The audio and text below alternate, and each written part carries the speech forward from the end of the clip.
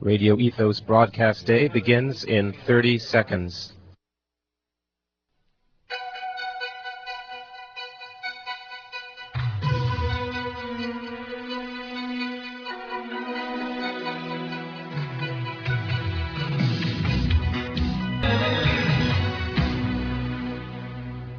Well, good afternoon out there, and welcome to the Gonzo Show, Radio Ethos. Images in heaven, images of swimming pool today, more like it, hey Robin? Quite warm in here. It is very warm. Again, I'm joined this afternoon by Robin Palmer, our musical encyclopedia. Who seems to be very slow on the pause button today. Well, that's okay, because with this heat, we should actually even be working or doing anything. There's warnings and out there for us to be careful today. Well, some of this will be good summer music, I think. Kind of light feel to it and nice and happy music. That's right, and we there was a cut by Peter Godwin. If you recall, last week we began a series of new shows on the Gonzo Show where we are playing from A to Z of 80s music artists, and we started off with G. Yes, Peter Godwin, and the most notable thing about the sound there is the similarity to Ultravox, and indeed Warren Cann, the drummer from Ultravox, who is a Canadian, by the way. There we go. Warren Cann was on that track, and Mid-Year produced one of the early Peter Godwin singles, though I don't think that one. Images of Heaven, that's found on an EP that was released only in Canada, that was like a 3 tracks aside. Basically, it was just 3 singles they put together on one EP, and then Peter Godwin did release at least 2 other singles after that, but I'm not sure if he ever did an album. Yeah, I don't know, and we were talking about that a little bit earlier before we went on air about Peter Godwin, and I do remember, and I do know one of the songs, Babies in the Mountain, which is a classic for me, so... Yeah, he had a sound that was maybe a little bit too much a clone of some of the other artists at the time, but it's still pretty cool, not bad. And yeah, so the letter G we're starting with, and we're gonna, I don't know where we're gonna get up to today, but we're gonna proceed. We're still discussing the whole Q thing. The whole Q, yeah, Q is a real problem. The letter Q. If you're out there, and if you can think of a couple of bands that fall within or artists that fall within the letter Q, we have one called Q Feel, but we'd like to hear some more, because hopefully this whole series show of the alphabet continues on. Yeah. And maybe we'll even link in with Sesame Street or something like that at some point. So. Well, we do have the whole alphabet prepared for you. And we're going to continue with H. And there's a few bands you could pick for H, but I think Human League is the most obvious one. Now, Human League essentially was 2 totally different bands. For a while, they included Martin Ware and Ian Marsh, and they were rather creative with the early synthesizer pop sound. Still with Phil Oakey on vocals, but some very intriguing music, some of which was commercial and some of which really wasn't. And they released 2 albums, Reproduction and Travelogue, which were quite popular only in the UK. And then the 2 main music members left the band, and everyone figured, well, Human League's gone, the 2 music writers have just left. But Phil Oakey decided to start doing his own music and recruited some female backup singers and started putting out singles. The first one was called Boys and Girls, and the second one is The Sound of the Crowd.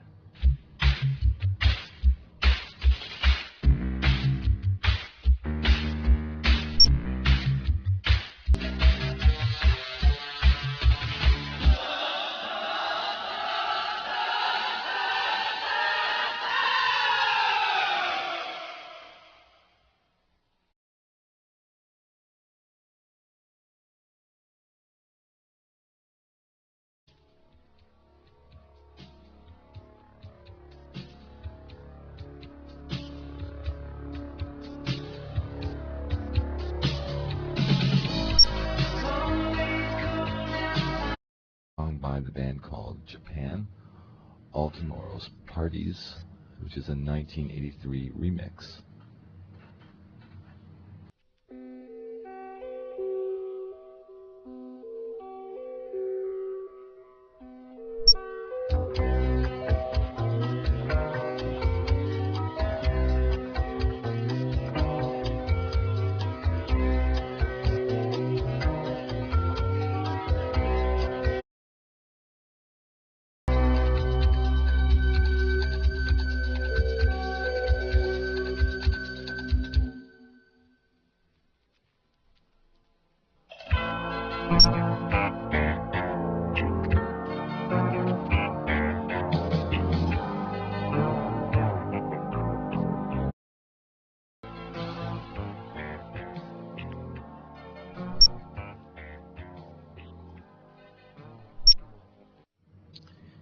And that was Mick Karn, who was the bass player for Japan, and after Japan kind of broke up and went their separate ways, he had a little bit of a solo career.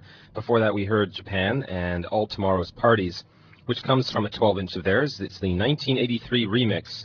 The song was originally on the 1979 album Quiet Life, so we're actually getting into the 70s a little bit there. That's okay. We're allowed to wander around because this is the Gonzo show. Yeah.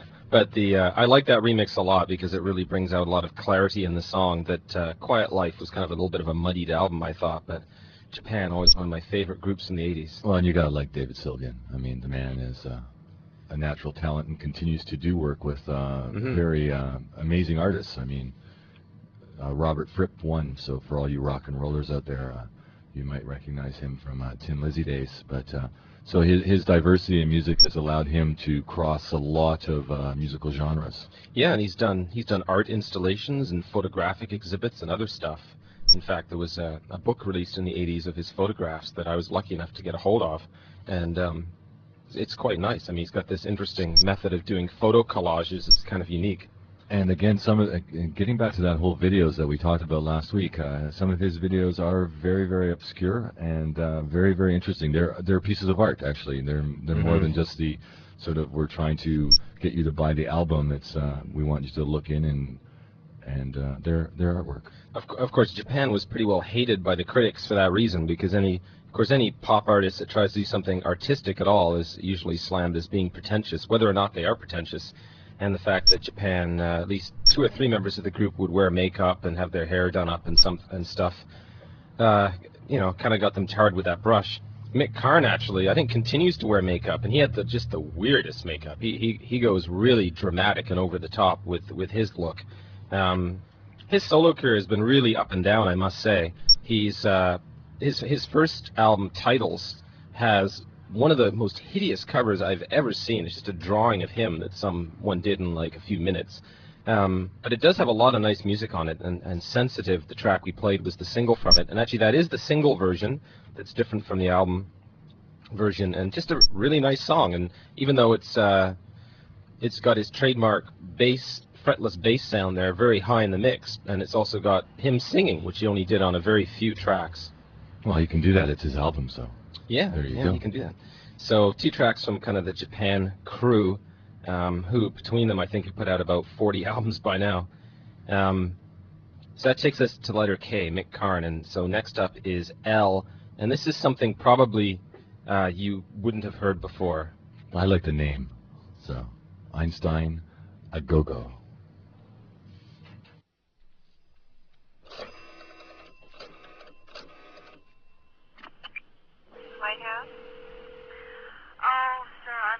Sorry, I can't put you through to President Carter. Yes, well, you can't ever get put through to the call.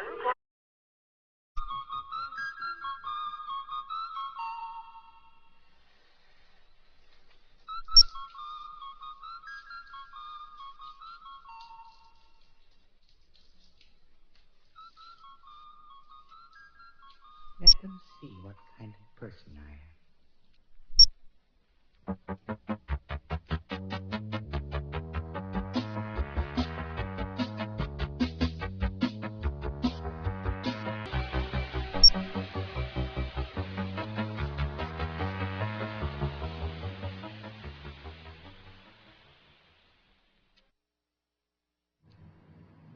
And that's Mauve, spelled M-O-E-V, who are still kicking around, I believe, or at least they were quite recently on the Network label. But that goes back to 1981, Cracked Mirror, and they actually did 2 versions of that. That's the original version. It's on an EP that was their first ever release, and it's rather obscure and rare. It's on a label called Noetics, which is, I believe, American, and then they recorded their first album on another American record label, Go, out of California. And this EP is actually so obscure that I once heard a petition on the CBC where they were asking if anyone had a copy of it, could they please send it in, because even the CBC didn't have it. And you have one, eh? Actually, I think I have 2, but I think I have 2 now. You didn't send it in, of course. No, at the time I only had 1. I thought, there's no way I'm giving this up to the CBC. I really liked her voice. Well, I guess we were commenting that there are very few female vocalists in the A to Z selection we have. I love her voice because it's kind of, I use the word plaintive. It's got that kind of mournful sound to it over top of the kind of poppy, beepy synthesizers and guitar, and I think it's great. Her name's Madeline Morris, and there's about 6 people in this band, although it doesn't sound like it would take that many people. She left the group after the first album, so she was on a couple EPs and the first album, and then she went her own way. She actually did have another band, but I don't think they ever produced any records. I once heard a demo tape of theirs, though. After she left the band, I just didn't like them much anymore, and then they signed to Network, and they've released lots of albums since then, but it was her that made it for me, and just the nice interplay between the synthesizer and the guitar, just kind of, I don't know, really nice. That's one of my favorite tracks, actually, the Cracked Mirror. And you also heard Einstein, Go-Go, by Landscape, and we were sort of commenting, well, I was actually commenting that it was a very, very happy song. Yes. Lyrically, not very much substance there. Silly. Silly. Silly, even. Yeah. Robin's being nice when he's saying it's silly. Yeah, and that's actually about the best thing you can find on their album, From the Tea Rooms of Mars to the Hell Holes of Uranus. Yeah, that's what they called it. It's just really bad, but it's from 1981, and it's actually of some importance because Richard James Burgess was the drummer with the group. There's actually no drums on the record, I don't think, but they're all programmed through computers as opposed to through synthesizers, which at the time was really quite revolutionary. And Richard James Burgess went on to do quite a lot of other synthesizer music and act as a producer, though really not much of what he's done has interested me. But I still thought it was important to play Landscape as our letter L in the alphabet. Yes, and we struggle with words sometimes and letters around here. Yeah. This is the Gonzo Show, and you're listening to Radio Ethos.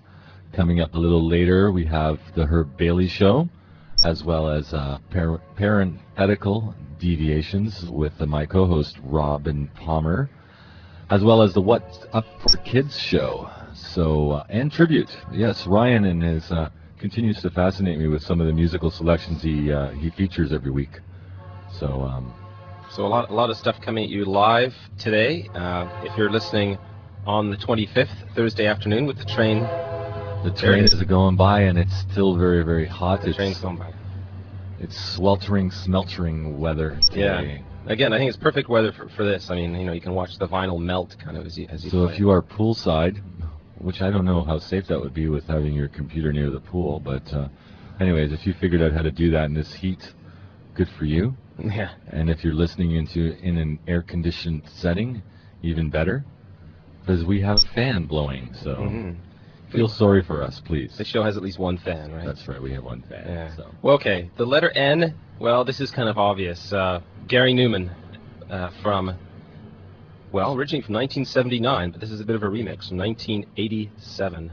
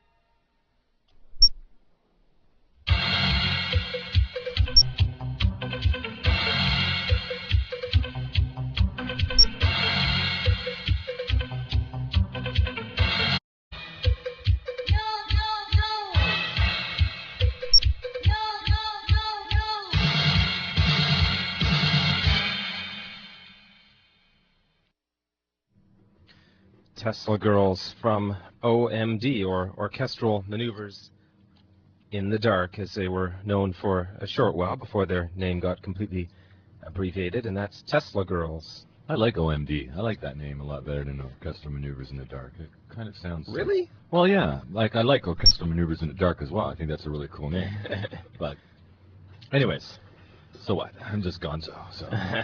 That was actually the 12-inch mix of Tesla Girls, and I was a huge fan of orchestral maneuvers for a long time, and even up to the time of this record, actually in 1984. So I would always buy the 12-inch import singles of everything that they came out with, and the 12-inch British version of Tesla Girls has like one extra verse in it, but this, which is the domestic Canadian version, is a totally different remix of the song. So if you're looking for this, you better buy the domestic 12-inch.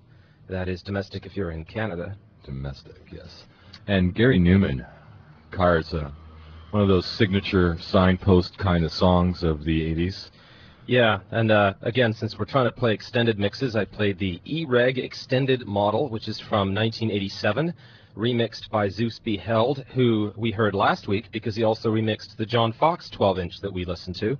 And this was remixed and put out on the compilation Exhibition that was a double album anthology of Newman's work over the years. Certainly he's had an awful lot of music out, but most people in North America would just know Cars.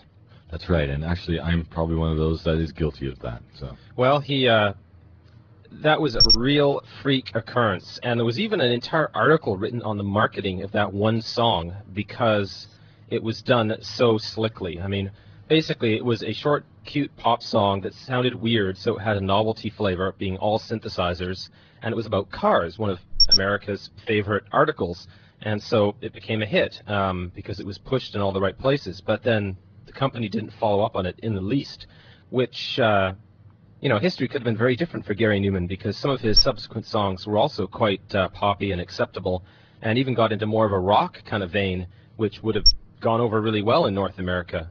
But as it was, he remained in obscurity, though he's still huge in Europe and recently was touring. A friend of mine saw him in Vancouver and said it was a great show.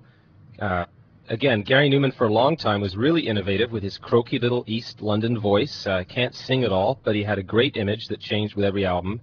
And really his music changed with every album too for quite a while. He was doing a lot of different things, getting into kind of jazz sounds and, the album Cars is from Pleasure Principles is all synthesizer and vocals, but, no real drums or guitar or anything like that. There's bass on it actually, and then that was the only album that he's done like that. All his other albums have saxophone, drum and bass, guitar. It's a whole mix of things. He was just trying to prove something with that one album, I think. And he proved it. And he did well because I remember driving in my white little Monza in the 80s, listening to that song. And again, if you're looking back and remembering sort of moments in time where one was in the 80s, I was sitting around driving in my car, commuting back and forth from Strathroy to Toronto on weekends. And that song was one of my companions. Mm-hmm. Well, good song for driving in a car, of course. So that was what? That was N, Newman, and O for orchestral maneuvers. And that takes us up to the letter P. And there's a little bit of a tie-in here, very, very small tie-in with orchestral maneuvers because Pale Fountains are also from Liverpool, as are several of the acts that we've been playing. Echo and the Bunnymen from last week, for example. Pale Fountains released a couple albums and never really got anywhere as far as hit singles go, but they are beautiful records, and this is a great remix.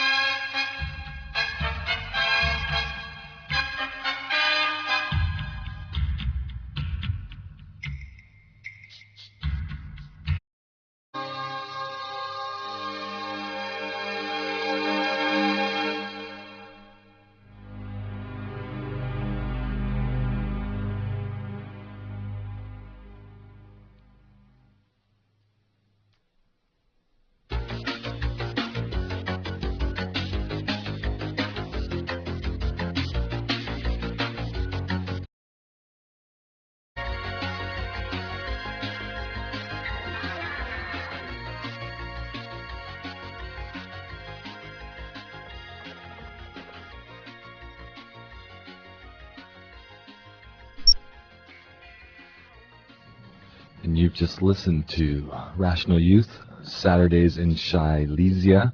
And where is Silesia? Silesia. Silesia. I'm Portuguese, so sometimes I have hard time pronunciations. I think Silesia is somewhere in the Soviet, or the former Soviet Union, but actually I'm not 100% sure. That's got my geography kind of stumped there. Well, I caught this band, Rational Youth, playing at the Spoke at the University of Western Ontario many moons ago.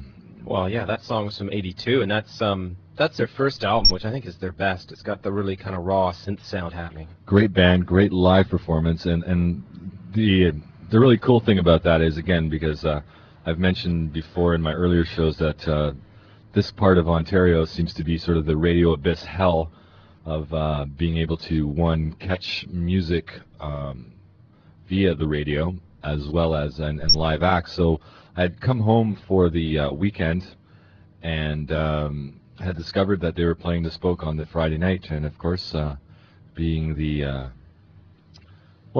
free spirit that I was at the time, that seeing mommy and daddy could be done on Saturday or Sunday, Friday night was obviously spent at the Spoke listening to Rational Youth, who quite popular band. Yeah, I would have loved to have caught them. They're one of those bands that I'm sure no one outside of Canada has heard of at all. I mean, there are quite a lot of acts here in Canada that are championed at home and that have quite a following, and in terms of Rational Youth, a lot of people look back on them with great fondness. But I'm sure even across the border in the States, no one would even know what you're talking about. Well, that's okay, because whoever accused the United States of having a tremendous amount of intelligence anyways. Ooh. I'm Okay. sorry for you Americans. I don't mean that as an insult. Musical. A little musical insult. And I'm not generalizing, because there are some of you, of course, that continue to support new music and the development of new music, and played a big part in the 80s as well. So. For sure. I guess we're not playing a lot of American music here. Most of this is focusing on Britain, but I'd like to throw a few Canadian acts in there as well for the home listeners. Before Rational Youth, we had Pale Fountains, who indeed are from England, from Liverpool, and had kind of a nice 60s-based acoustic guitar pop sound.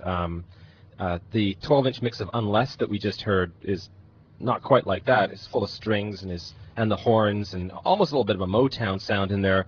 Really over-the-top production, just like one of those gorgeous production songs.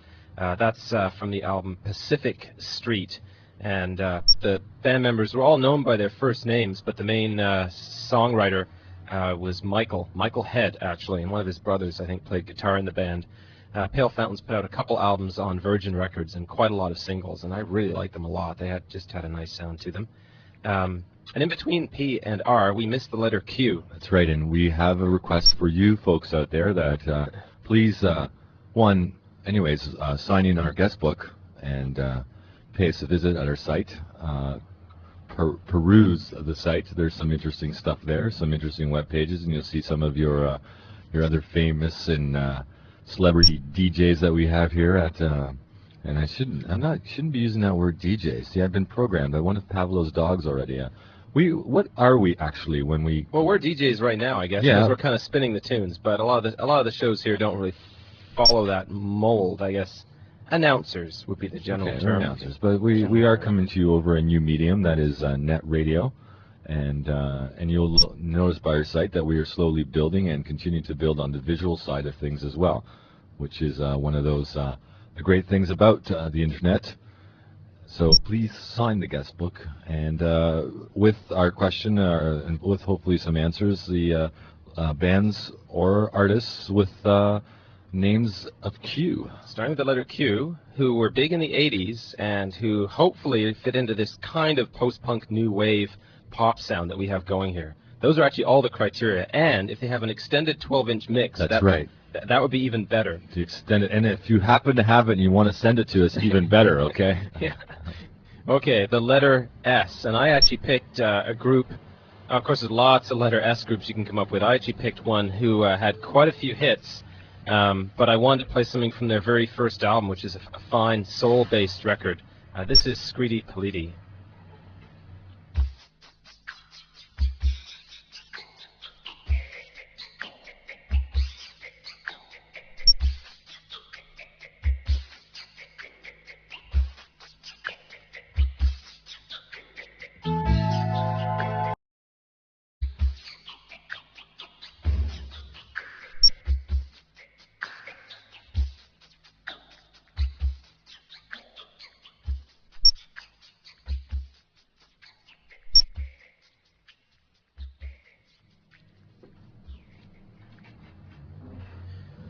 And that was Scritti Politti and The Sweetest Girl, a song also covered by Madness. That track was from 1982, and the group's first album, which was called Music to Remember.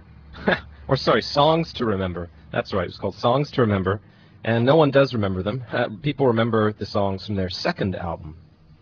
Yeah, and I think this lead singer used to be like a chick magnet kind of guy, wasn't he? A little bit. Green. He's just called Green. And he had kind of an effeminate appearance, actually, and his kind of high-pitched vocal stylings there.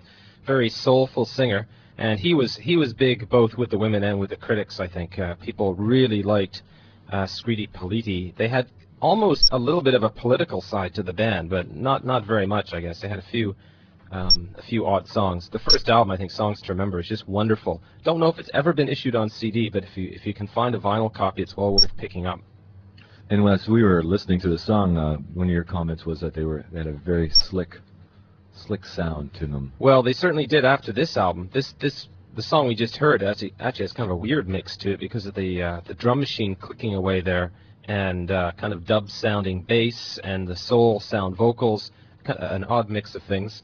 But following this, they really got tight with the production, and the next couple albums produced 4 or 5 hits for them.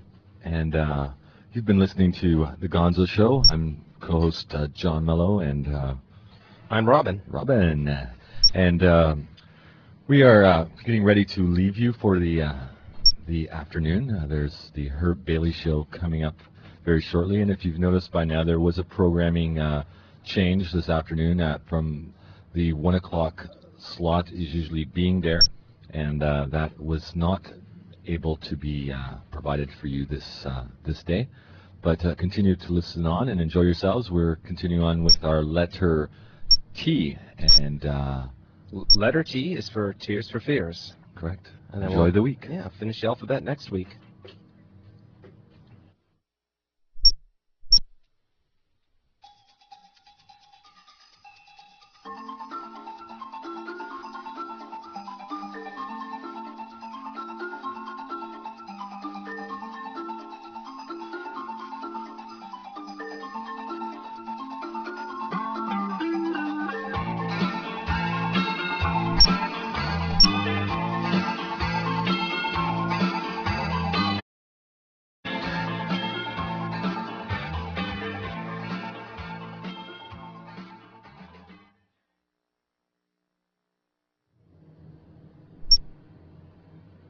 You're listening to Radio Ethos. Welcome to Faces.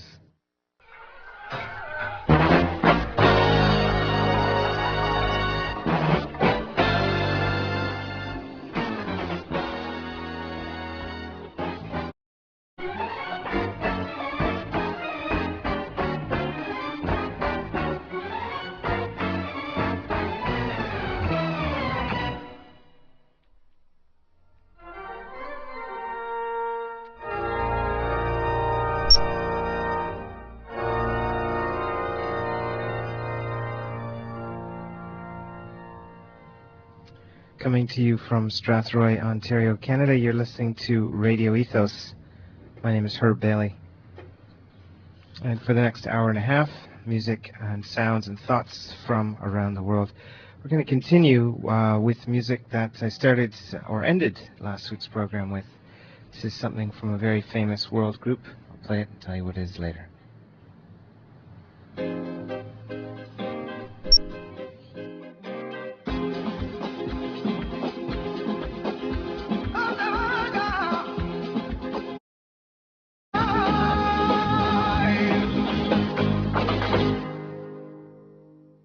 Kind of a nice flow from the 80s music we heard with Gonzo, John Melo, and Robin. That was music also from the 1980s, the Gypsy Kings, and heard very prominently in probably your local restaurant or any restaurant around the world. That was, of course, the Gypsy Kings and self-titled CD. And I'd like to continue with some more guitar music. I played a very short selection from Lagoya last week, and I'd like to continue with some beautiful solo guitar music. This is more along the lines of the classical vein, and much like the Gypsy Kings, this music comes to us via France. Alexandre Lagoya actually teaches, or did teach at the Paris Conservatoire, and has toured extensively around the world. This piece that I've selected for you is a sonatine. It's from Federico Moreno Torroba, and it's in three parts: allegretto, andante, and allegro. You're listening to Faces on Radio Ethos.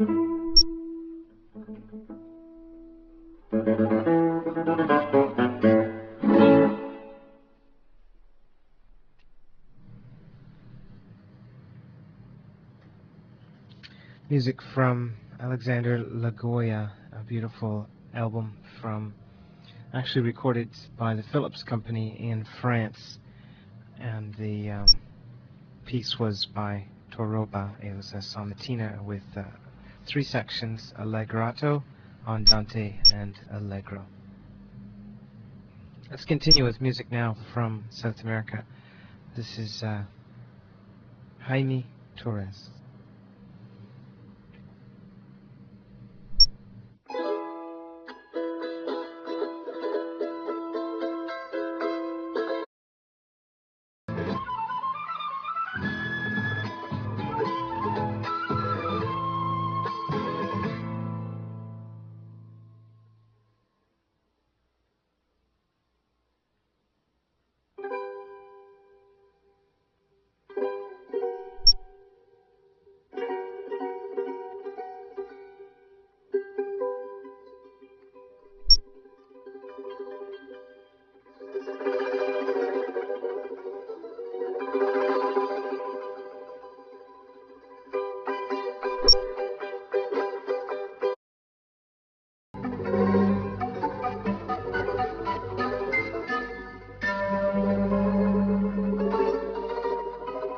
Just snap, crackle, apocalypse. On the day the sun turned black and the sky was filled with resonating voices, he was sitting down at kitchen table eating Kellogg's Fruit Loops. It is time to dream the realities, he thought. And this was apt for a Monday, he thought. With a thin trace of a smile, a red strawberry-flavored Fruit Loop, shaped perfectly into the letter O, looked up at him from his stainless steel spoon, like an angry, bloodshot eye. "What time is it, Mother?" he asked. 14 minutes to 7, dear, she said, to be precise. And so, at that moment, when the sun turned black and the sky was filled with the neighing of the red horse, he entered the subway, attired in a three-piece brown suit and attaché case, Globe and Mail under his arm.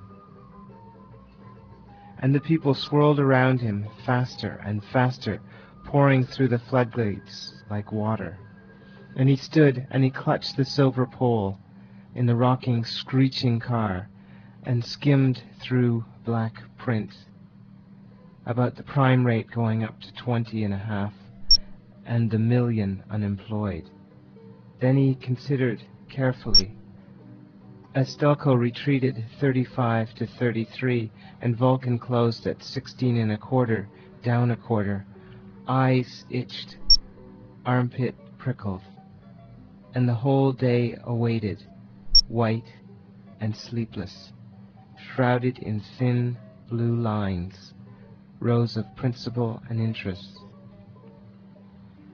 It's time to dream the realities, and the red roof loop, and the red Fruit Loop was crackling fire in his mind.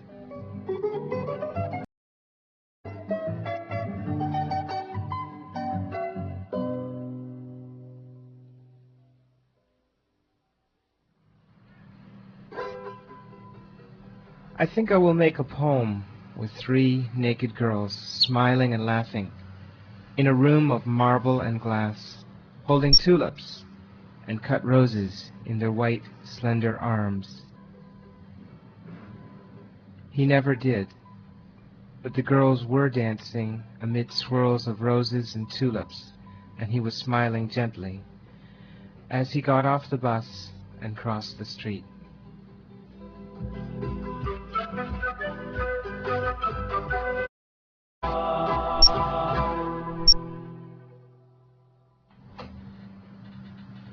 So tiny, so teensy-weensy small.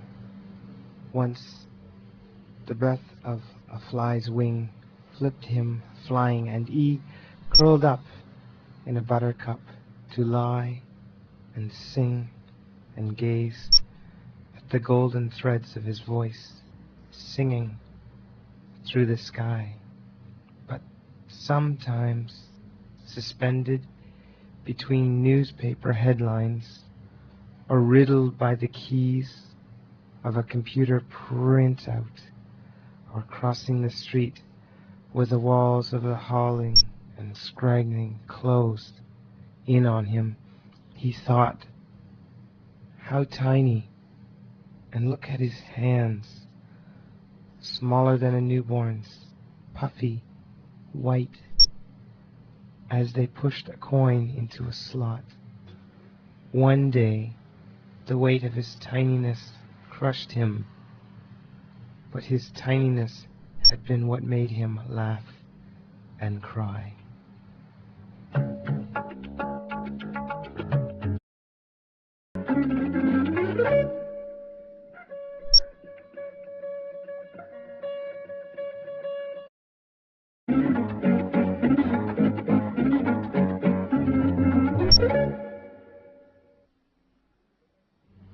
The music from a group called Indian Ocean, and that group is from India. The title of their cassette is A Musical Voyage with No Frontiers, and I'd like to thank David Stambler, who's in Vancouver right now, hopefully listening, for giving me that cassette. He brought it back a few years ago after his travels through India. You were listening to Faces on Radio Ethos, community broadcasting from Strathroy, Ontario, Canada, and it's a volunteer station. We've been going for about 7 or so weeks, and we hope you've been enjoying the programming. I'd like to ask you once again, if you haven't already, to please find our guest book on the contact page and send us your comments. We'd be really interested to hear from you. Now I'd like to continue with a group from Toronto. This is Cyrus and Happy Fish, and a track called Natural Mythic Jam.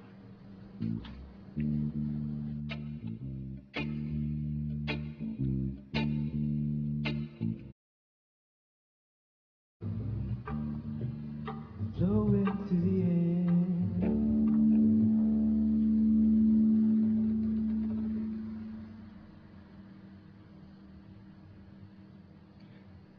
And now he could do nothing but lie there, contemplating the state of his brain. My brain feels like old pea soup pouring into a slop bucket, he thought. Was this apt? No, too verbose. My brain is barf. Much better, pithy and rich in symbolic implication. Did others even pause, really pause to consider the state of their brains? Did the doctor, in his wintry, thick-skinned strides? Did the nurse, so prompt and pretty, lolling his wired chalk-crop dome over pillow, his lips numbed, smiles, as much more metaphors merged, mud, silly putty, pancake batter, fermented 3-fruit marmalade, crazy glue, barf, barf, snore.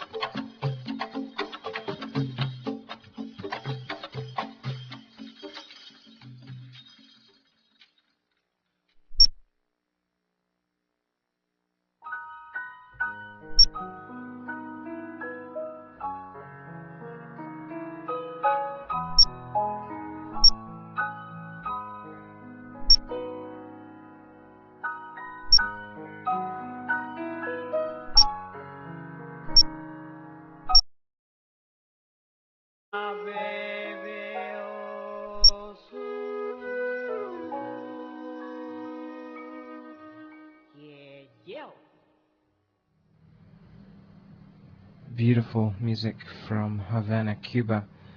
We heard two selections from an album entitled Spirits of Havana with the leader Jane Bunnett, and the first one was Hymn, and then we heard a ceremony and dance in the river. It's from the Yoruba dialect with Mercedes Valdez on vocals, Jane Bunnett on flute, Hilary Duran on piano, Karen Overs on bass, Larry Kramer on trumpet, and a background vocalist and percussion ensemble. Very, very beautiful music. And Landon gave us a reading from a book called Guatemala and Other Poems by Brian McKnight. We heard his accomplishments. Earlier on I read a few of the other poems in that book, in particular the selection from Tiny Man Poems. And we had back there music also from way back, the Indian Ocean group from India. I did introduce that. And the music I'd like to continue with here on Radio Ethos is something from a CD called Adventures in Afropea, This is sort of Afro Portuguese, and sort of subtitled here, Telling the Stories to the Sea. I'd like to dedicate this to David, who also provided this music. Here you go, David.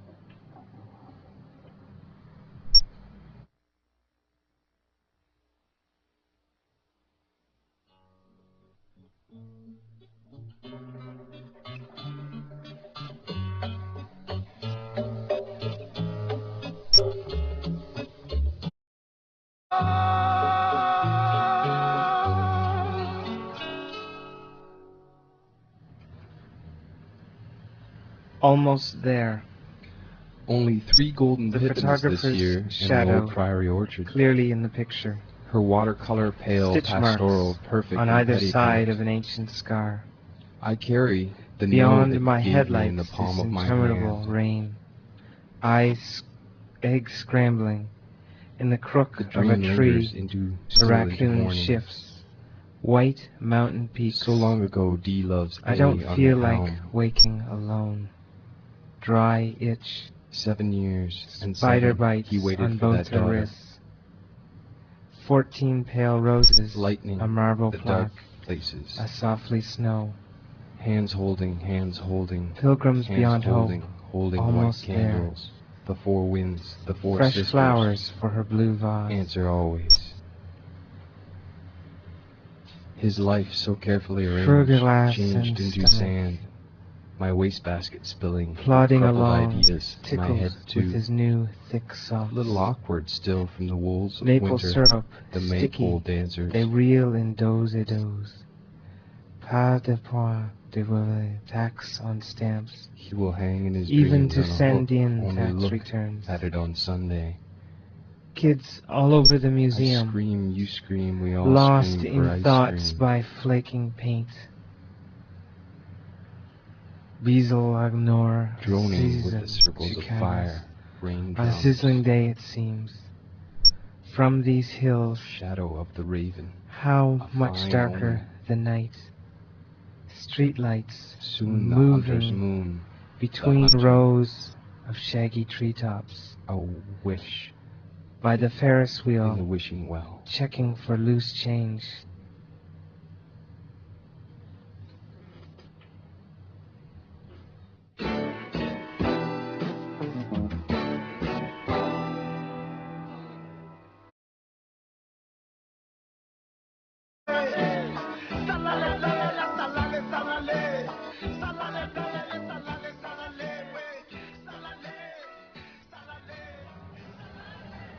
Music from Portugal and with an African influence from a CD called Afropea.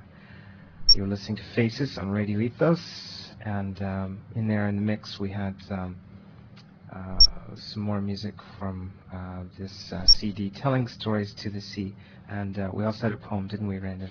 Yeah, the poem was called Almost There, from a book entitled Acapella, Selected and New Poems by Anne McKay. Anne McKay was born in Ottawa, Ontario. She's now living in Vancouver, British Columbia, Canada, and currently working on her 12th book of poems.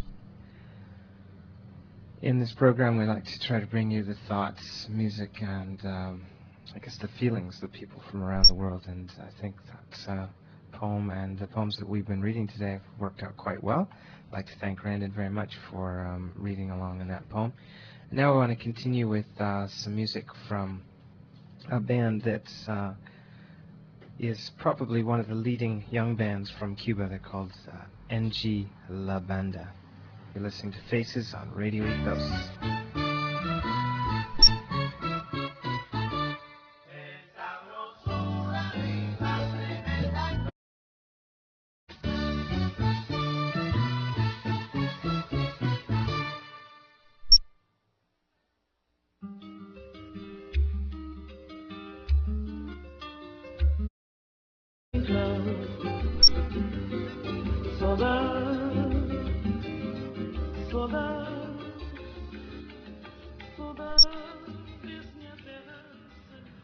From the CD Adventures in Afropea, the Afro-Portugal portion here in telling stories to the sea.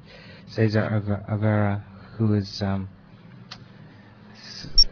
gained a lot of support for her beautiful ballads and singing, and that was a lovely selection. Just a reminder that coming up this weekend in Strathroy is the Portuguese Festival taking place, as well as the Turkey Festival will be taking place. If you're listening to this program live, it was recorded on a Thursday in the afternoon, actually. It's just a few minutes before 3 o'clock in the afternoon. It's a very, very warm Thursday here in the studio. I'd like to remind you that these programs are available in archive form and will be repeated many times throughout the next week.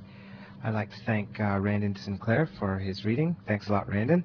And also for helping with the technical operations of this program today.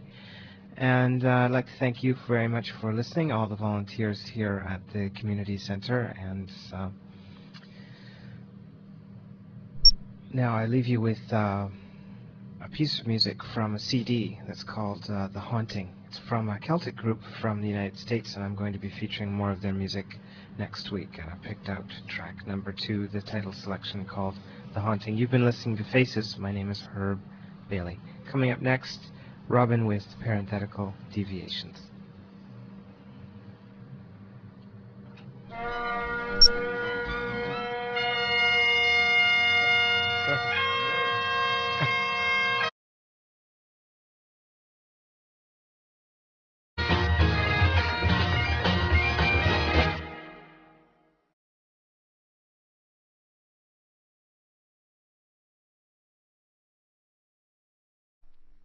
Premier épisode, la main blessée ou les cicatrices du poète.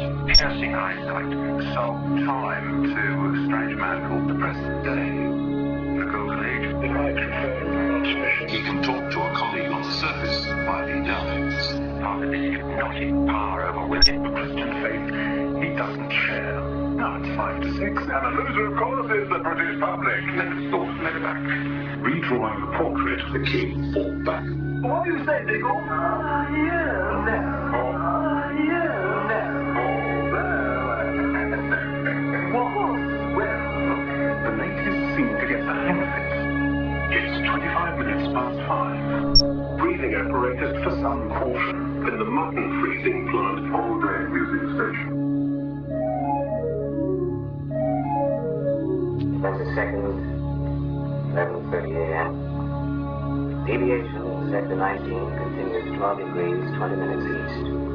No lessening or wavering of disturbing element.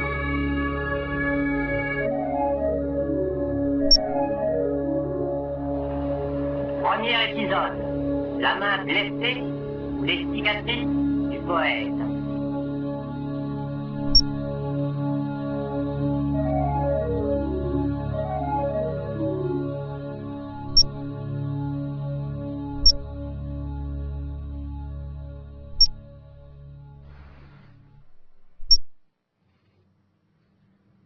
Hello, you're listening to Radio Ethos. My name is Robin, and welcome to Political Diversions. I'm going to be with you for the next hour, reading from Zone 1-2. Zone is a continuing book series, kind of like a journal in book form, and the first issue was released in 1986. This is an essay written by Carol Squires called A Short History of Beirut in the 20th Century. And short though it may be, I certainly won't be able to read a lot from it. It's written in in just chronological form, and I'm going to be picking up the story somewhere in 1970 and playing music from the 1978 Israeli hit parade, including Danny Latani and this track, No Good to Be Alone.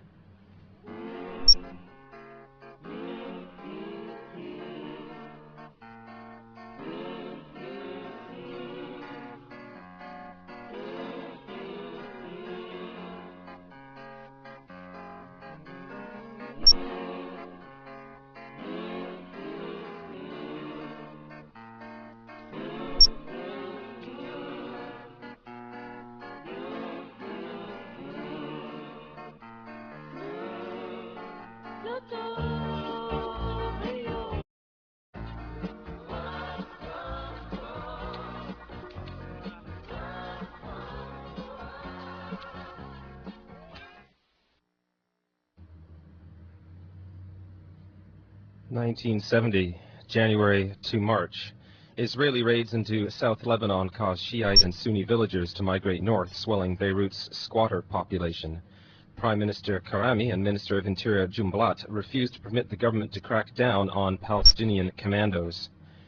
March. The Phalange, with the backing of the Deuxième Bureau and the security forces, begins attacking Palestinian commandos. The Phalange and the commandos clash in Beirut camps for several days. Firing breaks out in Beirut itself. April.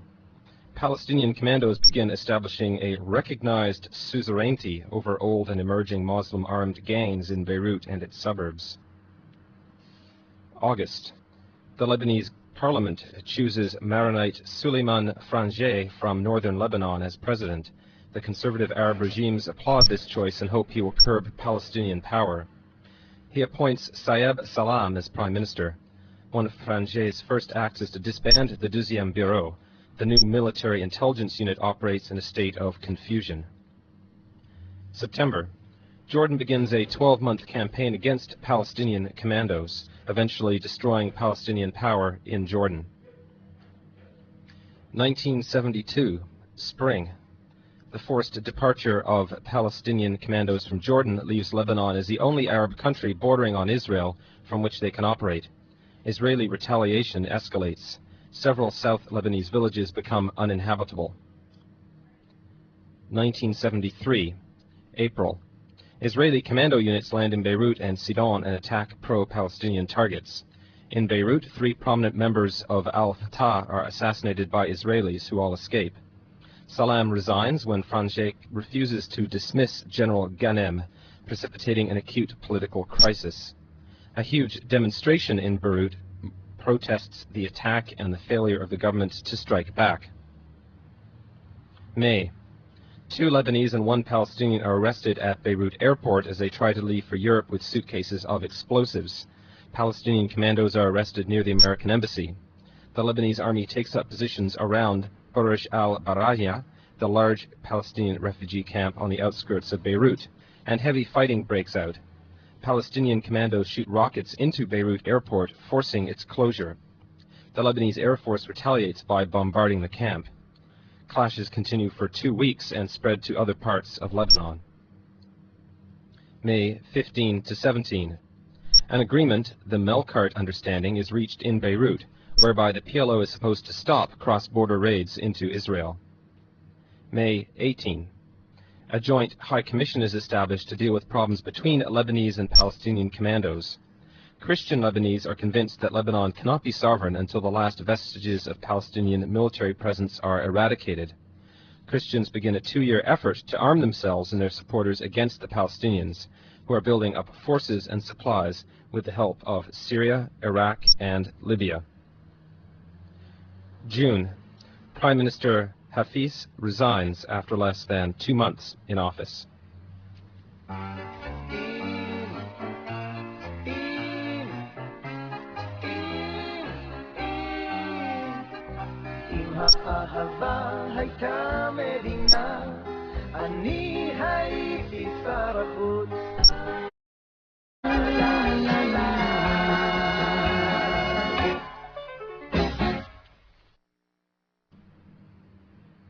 1973, July.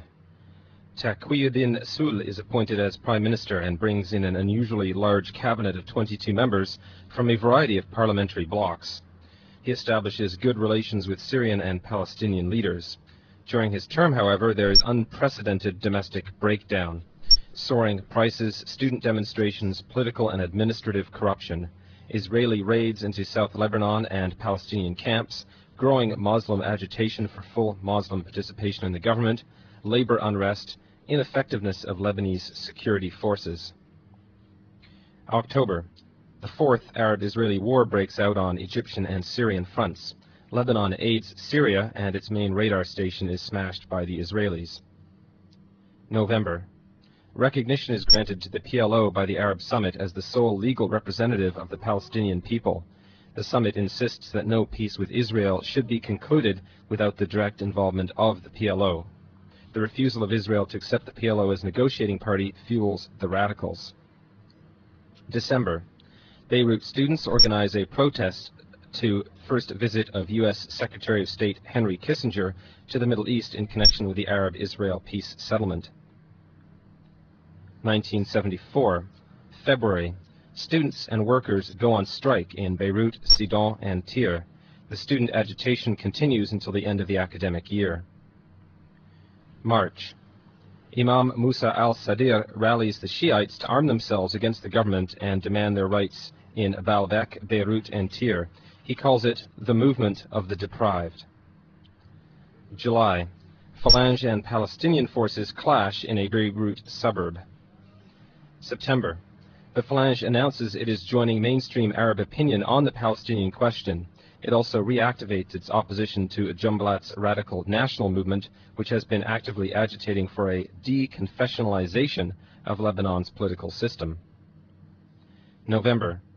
The Palestinians promise to stop raids against Israel, but they continue, and Israel retaliates regularly with land and air raids. Lebanon is now in an untenable position. Either it destroys the commandos and faces a Muslim-Christian confrontation, or it sends the army to defend the south and risks an Israeli invasion.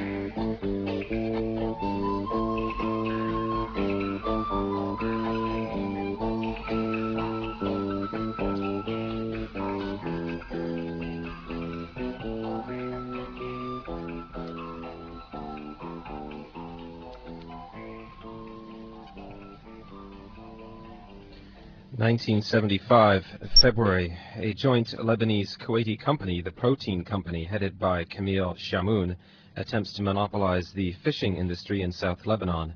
Demonstrations in Sidon lead to the death of its leader. Violent protests break out in Beirut. The army and armed civilians clash. All political fronts in Lebanon are mobilized. Massive Christian demonstrations in Beirut support the government's actions. April. Unknown assailants fire at a church attended by Pierre Gemayel in a suburb of Beirut, killing his bodyguard and 3 others. The Maronite militias retaliate by ambushing a bus and massacring all 28 Palestinians on board. Clashes erupt everywhere around Beirut. The national movement proscribes the Phalange, which responds by withdrawing the Rashid Soul's national movement-sponsored cabinet and forcing its resignation. April 16th. A ceasefire is concluded. However, sniper fire continues in Beirut for 2 weeks, sometimes paralyzing business completely. May. Roads are blocked by Christian and Muslim gunmen. A new wave of terror spreads in Beirut. Random abductions, murders, and mutilations. Bombings begin and snipers reappear in Beirut. June. Violence spreads to other parts of Lebanon. June 30th. Rashid Karami is named Prime Minister and Defense Minister, although his relations with President Fraizer are extremely strained.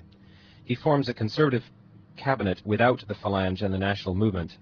Ex-President Chamoun, with whom Karami has not been on speaking terms since 1958, is named Interior Minister. July to August. A truce is reached. The National Movement's reform plan calls for the deconfessionalization of Lebanon, whereas the Christians are interested in the partition of the country, establishing Mount Lebanon as a Christian state. This is supported and perhaps even instigated by Israel. At this point, there are 5 large Christian militias and 20 smaller ones operating in Beirut and different parts of Lebanon. Gemayel's Phalange, about 15,000 militiamen. Chamoun's Tigers of the National Liberation Party, 3,500. Fraizer's Private Army, 1,500. Maronite Father Charbel Cassis's The Organization, 1,500. And the Guardians of the Cedars, 1,000, are the largest. Of the Muslim leaders, only Jumblat has a militia comparable to the Maronites, about 3,000. Around this core there are the organized Communists, the Syrian Social Nationalist Party, the Lebanese branch of the Iraqi Ba'ath Party, the Nasserists and Neo-Nasserists, which each has militias of 200 to 500 men. The Fatah has the largest military and militia force on the Muslim leftist Palestinian side, 16 to 20,000 total. August to September. Violence begins in the Bekaa Valley between Shiites and Christians. In Tripoli, violence breaks out between Muslims and Maronites, including abductions and executions. Most Maronite businesses in Tripoli are bombed. September 17th.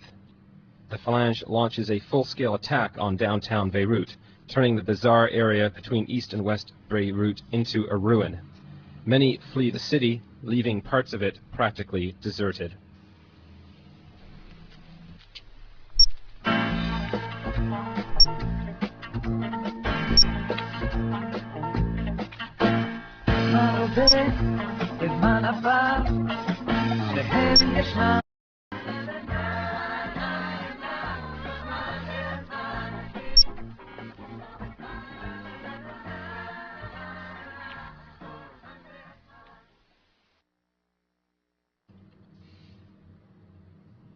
(1975) October. Heavy fighting breaks out in the suburbs, in downtown Beirut and in Maronite villages in the north. The fiercest battle of the Civil War rages between Phalanges and Muslims for control of the Beirut Hotel District, where the homes of the rich are looted. The American University closes for 2 months. November. The Higher Coordination Committee is formed. Fighting begins to subside. Beirut has now lost its unity and as an urban complex is completely demoralized. It now consists of 2 separate and distinct residential sectors, the Christian sector, east, and the Muslim sector, west. Between is a deserted and destroyed downtown, inhabited only by snipers. Foreign residents steadily leave the city. After nightfall, it is deathly quiet. Beirut is at a standstill. December. Syria invites Pierre Gemayel to Damascus. 4 Phalange company commanders are found murdered in Maronite-held territory. Within hours, 70 unarmed Muslim civilians are massacred by the Maronite militia in Beirut, the so-called Black Saturday. National Movement and Palestinian militias retaliate by launching a major offensive against Phalange positions in the downtown and hotel areas of Beirut. Violence escalates on both sides and the civil war reaches a new climax. December 16th. Fraizer denounces the Palestinians and turns to Syria for help. Earlier, Syrian intervention had been initiated by Damascus. 1976, January. Maronite leaders openly discuss the partition of the country. This is strongly opposed by the Muslims and the National Movement. Maronite militias besiege 2 Palestinian camps in the eastern suburbs of Beirut, forcing the first open Maronite PLO confrontation of the war. The Lebanese army intercepts Palestinian and Muslim relief forces heading for the camps. The Muslim-inhabited and Palestinian-protected Karantina and Maslak slums, whose militia is blocking the north entrance to Beirut along the coastal road, are stormed and bulldozed. 1,000 Palestinians and Muslims die.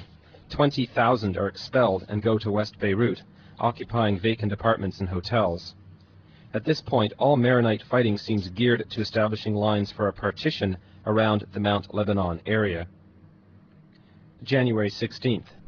Intense fighting closes the Beirut airport. January 20th. Maronite areas are overrun. Maronite death toll 500. 7,000 are expelled. The intervention of the Lebanese Air Force triggers the first overt sign of sectarian mutiny in the army. A Sunni lieutenant and a few soldiers break with the Lebanese army to form the Arab Army of Lebanon, headquartered in the Bekaa Valley. January 22nd to 24th. Apart from East Beirut, the Maronite sector of Mount Lebanon, all of Lebanon is now under Palestinian military control. A ceasefire is declared and the Syrian-Lebanese-Palestinian Higher Military Committee is formed to enforce it. January 30th. A meeting of the Muslim leaders is held at the home of the Lebanese Mufti, the country's highest Sunni Muslim religious leader. It is also attended by Syrian Foreign Minister Kadam, who describes the outlines of a reform program shortly to be publicly endorsed by Fraizer: equal Christian-Muslim representation in Parliament, election of the Prime Minister by Parliament instead of his appointment by the President. The three highest posts are to remain in the hands of the Maronites, President, Sunnis, Prime Minister, and Shiites, Speaker of the House. Equal representation of Christians and Muslims in top category civil service posts. The army disintegrates in a four-part split: the Arab Army of Lebanon, the right-wing Christian militia, the bulk of officers who are neutral until autumn, a fourth section that returns home.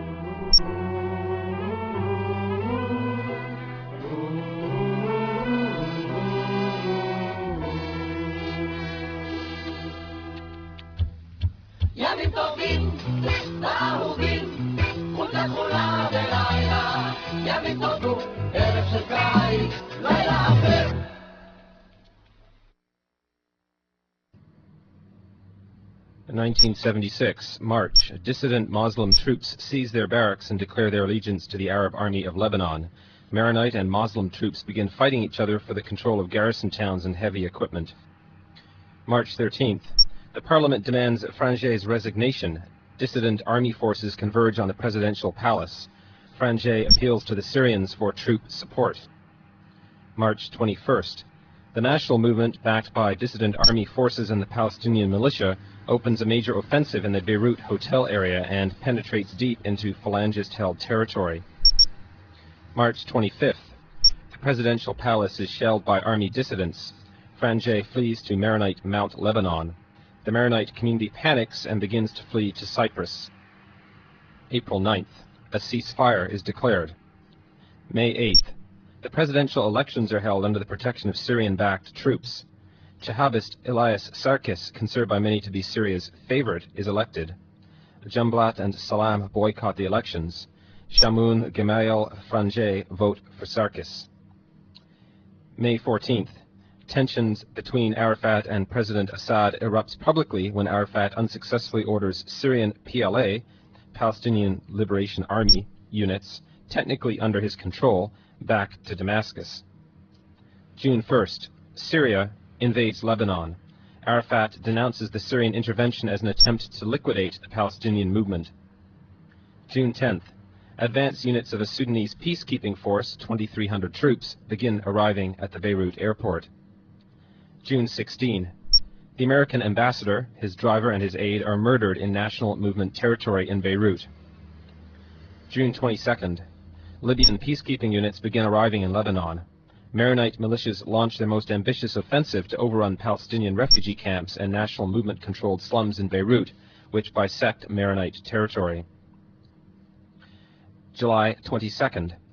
With Syrians closing in on the national movement Palestinian positions east of Beirut, the PLO opens negotiations in Damascus.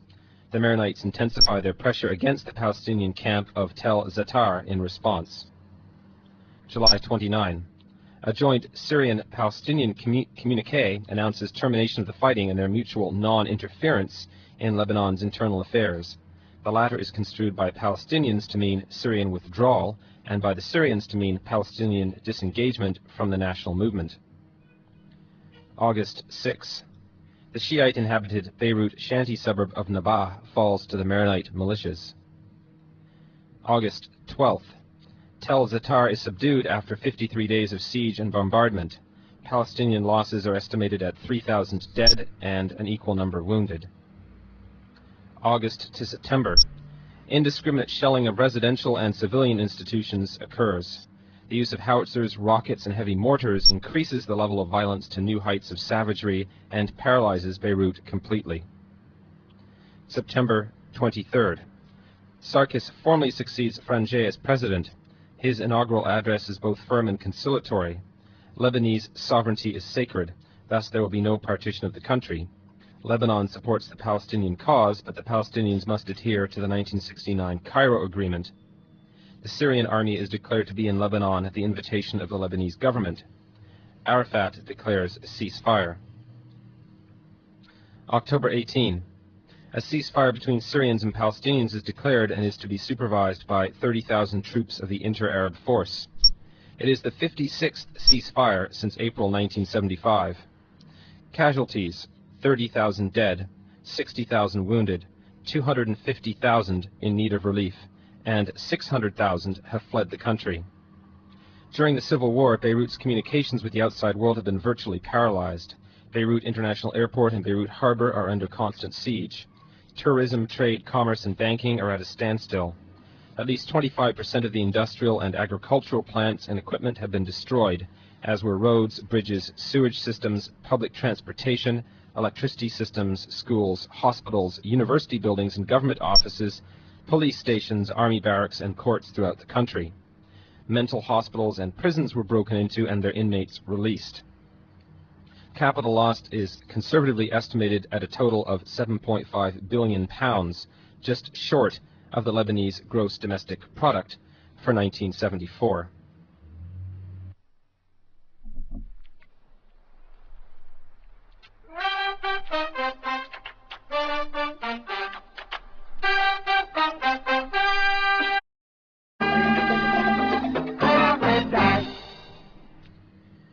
(1977) January. Sarkis establishes a Board of Reconstruction and Development and imposes censorship on the press. Businesses gradually reopen. Most national and some foreign banks reopen. Many who had fled the country return.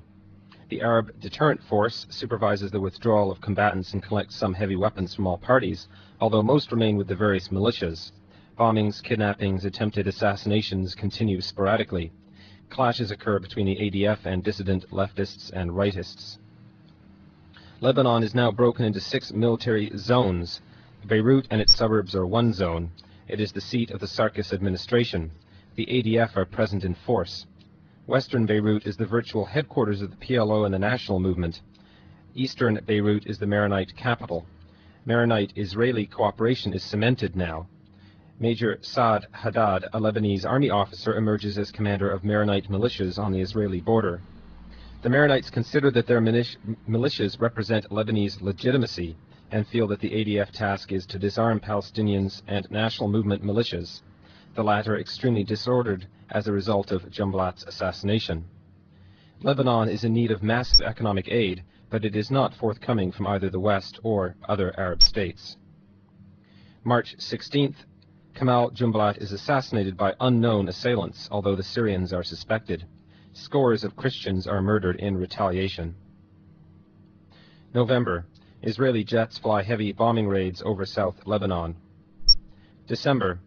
Begin releases a plan for the Palestinian question, which strongly implies that diaspora Palestinians should be permanently settled in host countries, including Lebanon, a solution anathema to many, including the Maronites.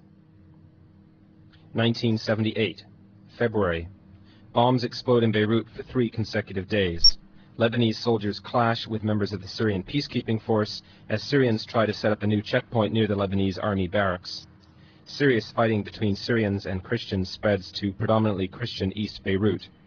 The Syrians attack the headquarters of the National Liberal Party, a Lebanese right-wing organization. They also occupy other areas of Beirut. The 4-day death toll is over 100. Palestinian guerrillas in southern Lebanon trade artillery fire with Israeli-backed Christians. The death toll in 4 days of fighting is 150, 339 wounded. March 12th. Palestinians raid a bus in Israel, leaving 34 dead, 78 wounded. Israel begins carpet bombing of Lebanon by land, sea, and air. March 15th. Israel invades southern Lebanon. April. Heavy fighting erupts between Christians and Muslims in Beirut. The Arab peacekeeping force intervenes. Beirut's suburb of Badaro is heavily damaged by the Syrians during the fighting. The cabinet resigns. Sarkis asks the Prime Minister to form a new government. June. Israel finishes its withdrawal from Lebanon by handing over the 6-mile security zone in the south to Major Haddad instead of the UN troops. Tony Frangé, son of the former President Suleiman Frangé, is murdered along with his wife, daughter, and 31 others when a phalangist unit attacks the rival Christian faction. July. Heavy fighting breaks out between Christian militias and Syrian peacekeeping forces. Syrians encircle and shell Christian strongholds in East Beirut. The death toll is over 100 and 300 are wounded in 3 days. Israel sends fighter planes over Beirut to underline its warnings to Syria. Sarkis threatens to resign to put pressure on the Syrians to halt the shelling. Israel reinforces its forces near the Lebanese and Syrian borders. July 15th. President Sarkis withdraws his threat of resignation, easing tensions between Christians and Syrians. Beirut is calm for the first time in 2 weeks. August. Christian militia units attack UN troops and Lebanese army regulars. Neither group returns fire. The Syrians break the 48-hour ceasefire and resume shelling Christian militia forces in eastern Beirut. A huge explosion in West Beirut destroys the 8-story apartment house headquarters of the pro-Iraqi Palestinian Liberation Front.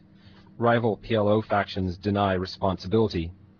Mortar fire in seaport areas of Beirut sabotages the latest effort to reopen the port after its 49-day shutdown caused by fighting. September.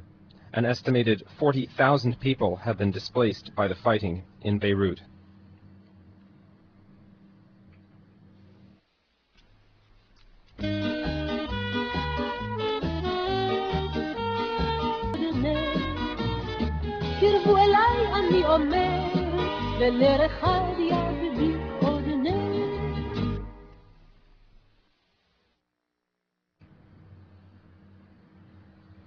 And that was The Heart of the Song by Chava Albertstein. We've been listening to music from 1978 on the CBS record label out of Israel, stereo recording, top of the charts. And presumably all of these songs were chart toppers.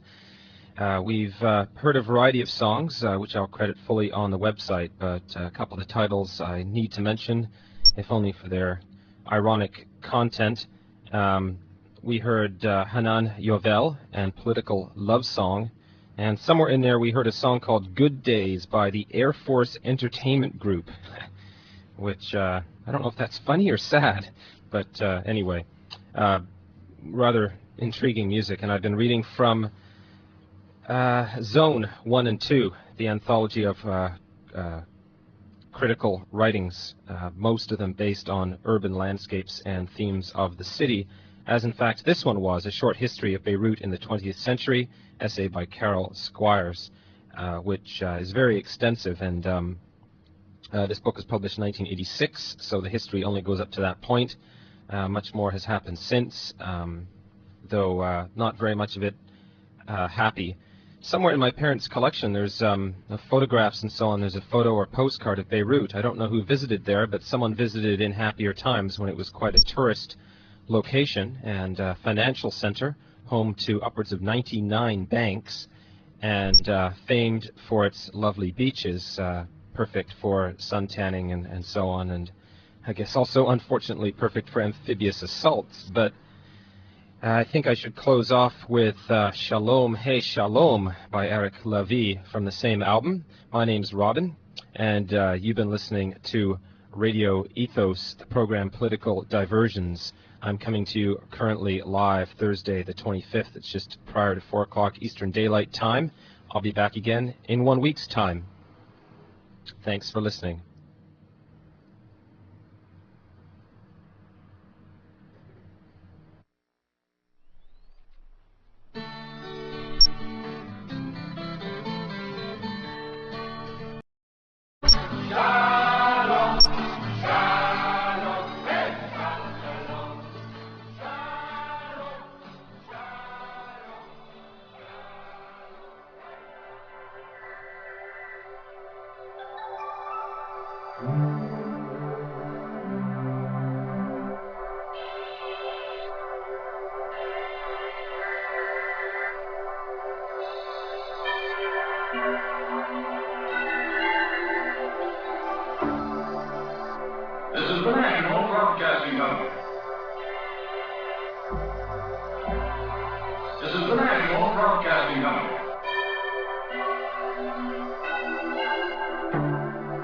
We hope, however, that any variance in audio quality will not take away from your pleasure in listening to this.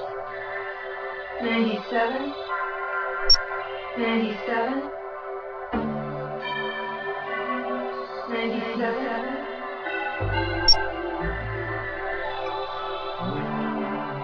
Good night. This is the National Broadcasting Company. This is the National Broadcasting Company. This is the National Broadcasting Company.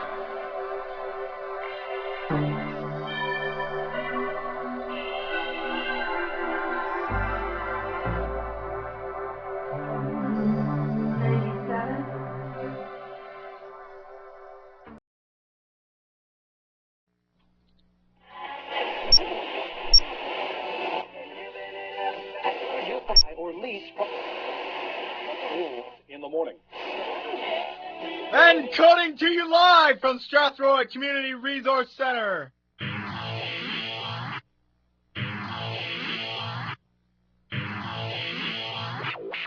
Tribute brings you the spotlight on up-and-coming artists and today's best bands.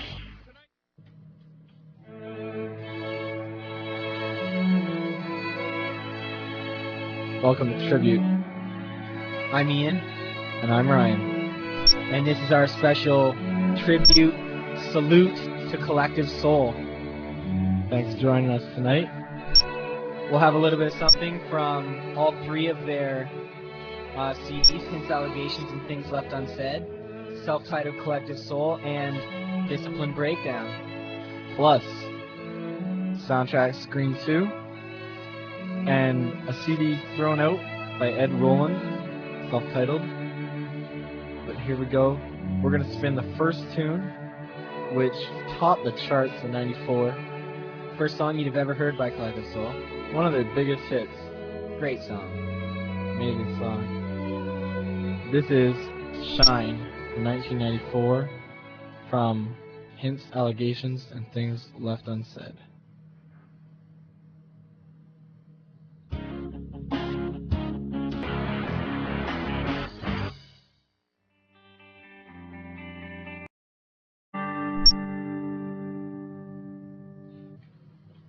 Alright, you're listening to Tribute on Radio Ethos, and this is our special salute to Collective Soul. That was December from their self-titled CD, Collective Soul, released in 1995. And before that you heard Shine from their debut CD, Hints, Allegations, and Things Left Unsaid. A little quote here from Ed Roland, voicing his opinion on Shine. If it were not for that song, I would not be talking to you. I'm proud of that song. I don't want to listen to it, but to play it in front of people, I don't mind at all, and I'll play it until the day I die. From Scream 2, we have She Said. And Ed again talks about how he wrote the song. This one he says, and I quote, I based it a little bit on my mom, and a little bit on 3 girls that I dated, who all came from the same background as my mother. All their fathers were alcoholics or recovering alcoholics. The song is just an observation. And that's about She Said. She Said also was written a while ago and is now released on Scream 2. They appeared on David Letterman and played the song there. Pretty good performance too. And now we're going to play it here. This is She Said on Radio Ethos.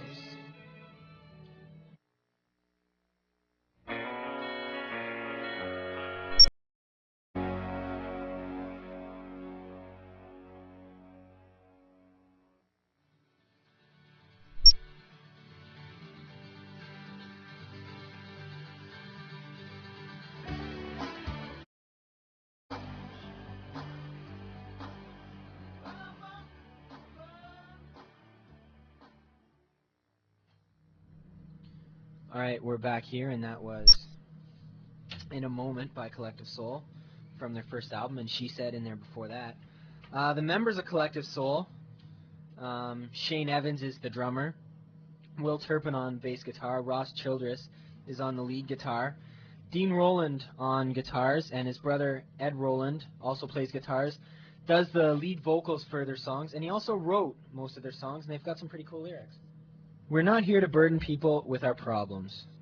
That's a quote from Ed Rowland responding to criticism of the band's positive lyrics.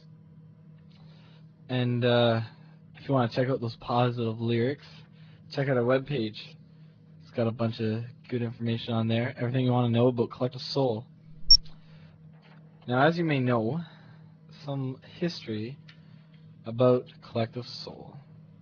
One thing that's particular interest to a lot of people is just the way that the music comes across.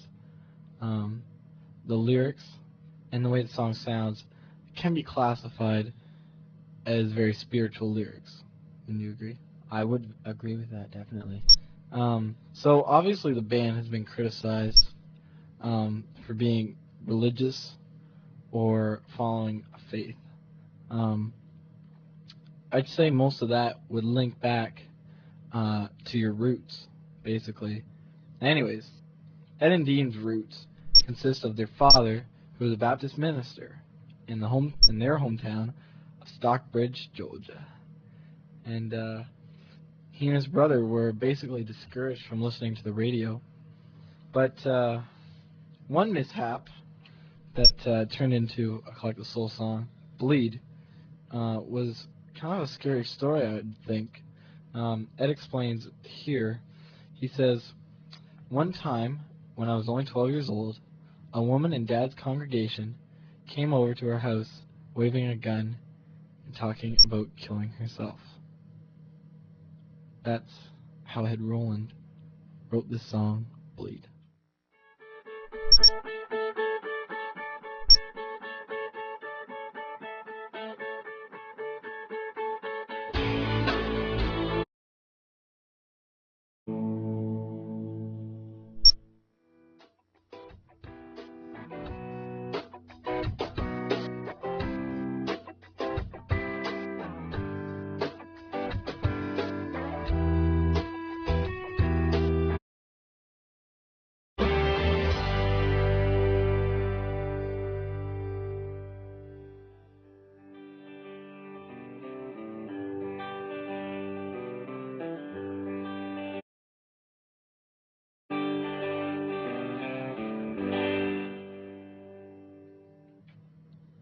You're listening to Tribute on Radio Ethos. Okay, that was Reunion from Collective Soul off the self-titled CD, and before that we had Bleed, like Ryan was talking to you about, and in there also we had Forgiveness. A little quote here from Ed Rowland about the writing of forgiveness. "I've done a lot of stupid things to people that I feel horrible about. So in a sense, I was asking for forgiveness from people that I had done wrong." And again, goes back to the spiritual thing Ryan was talking about before, forgiveness and the whole idea there. Forgiveness, probably one of my favorite songs by Collective Soul. I don't know if Ryan has any preference. I like them all too, but I'd have to say that that's a pretty good one. those three songs in there, especially with the lyrics, all three of them have really good lyrics, and I advise you to listen to the songs carefully and check them out. Now we're going to check out Discipline Breakdown, the third release from Collective Soul. Just a few quotes from some of the guys in the band. About the location, Shane says, "It was just a log cabin, so the heating pretty much sucked." And Ed says, "I never knew cows could be so loud." Basically, they said they wanted to get away from everybody, which I think I can explain. He said, "We can make as much ruckus as we wanted to without disturbing anybody." So that's kind of cool. We're going to hook up a tune by Ed Roland off his self-titled album.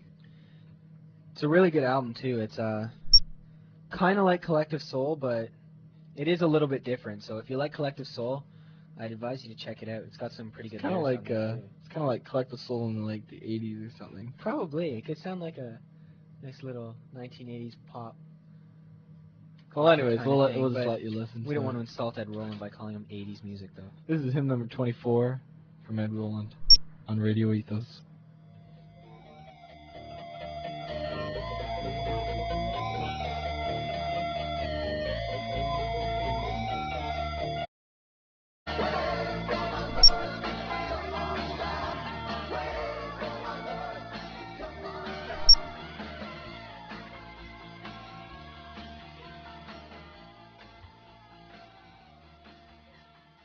You're listening to Tribute on Radio Ethos.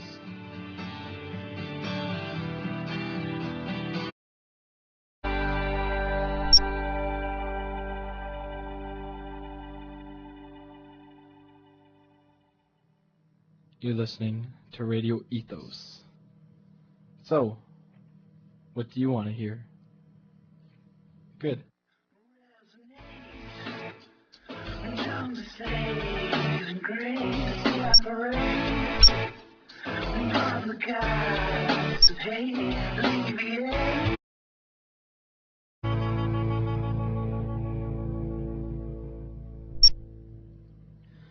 Okay, you just heard Collection of Goods, and that is from the self-titled Collective Soul CD, released in 1995. Also, we had Maybe from Discipline Breakdown, which is their latest release. And also from Ed E. Roland, from 1995, the CD that the lead singer of Collective Soul put out, and that was hymn number 24. Next up for Collective Soul is a new album called Dosage. Cool. Yeah, it is pretty cool. The date of release is kind of unknown. Most people are guessing late August of this year. The sooner the better. Just a little inside information for all you listeners out there. One of the tracks will be entitled Tremble for My Beloved. It was written because Ed's going to be a daddy, he says. And he says he has an actual shock of being scared to bring a child into this world. I guess you always hear that cliche. I'll worry about them always. And basically, that's what the song is about, Ed Roland says. Some other cool stuff is Ross Childress will be singing a song. Is this a good thing or like a bad thing here? I think it could be a good thing. He's done some of the backup lyrics for some of the songs before, so yeah, that's true. Maybe as a lead vocalist, it could be. So he's gonna give it a go, I guess. He says it will be very exploratory. No kidding. No doubt. Can't wait for that. So that's cool. So check out all the Collective Soul news on the webpage. We'd like to thank right now, while I'm still thinking about it, Dave Cleland for doing the webpage. This guy's amazing. He's done a great job. Check it out. It's really amazing what he's done with that kind of thing. I mean, if I could do something like that, I've got a better mark in my computers class last semester. But it'll also take you to some great links for Collective Soul and links to all the lyrics, of course, all those great lyrics from Collective Soul, and information about the new album as well. Dosage coming out. Should be good in the summer. All right, coming up now, Everything, and that's a cool song off of Discipline Breakdown, and a A little quote from Ed Roland here. Well, we didn't put it in because we were afraid we'd get sued, but everything is Kool-Aid. And that is referring to, if you take a look in the lyric book on the CD, the last line in the CD is everything is ? And Ryan and I went to the Collective Soul concert at Centennial Hall September 8th of last year. London, Ontario, Canada. Yep. And they played everything, and at the end of the song, just yelled out, everything is Kool-Aid, and everybody standing around at us looked at us like we were morons. It was pretty funny, though. It was funny, like, but we were the only ones in the place yelling Kool-Aid. We figured it out, and nobody else could have, so see if you can pick it out in the song. Actually, in one of the books that they put out, Atlantic puts out a guitar, piano, lyric book, and in the back of that, instead of the question mark, they write, everything is cooling, as in cooling down, I guess. But I still think it's Kool-Aid. You better listen for Listen for yourself and see what you think. So we're going to play the Kool-Aid song here. Here is everything.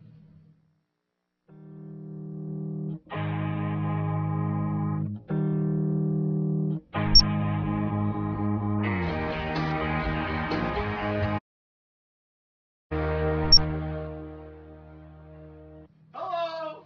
You're listening to Tribute on Radio Ethos.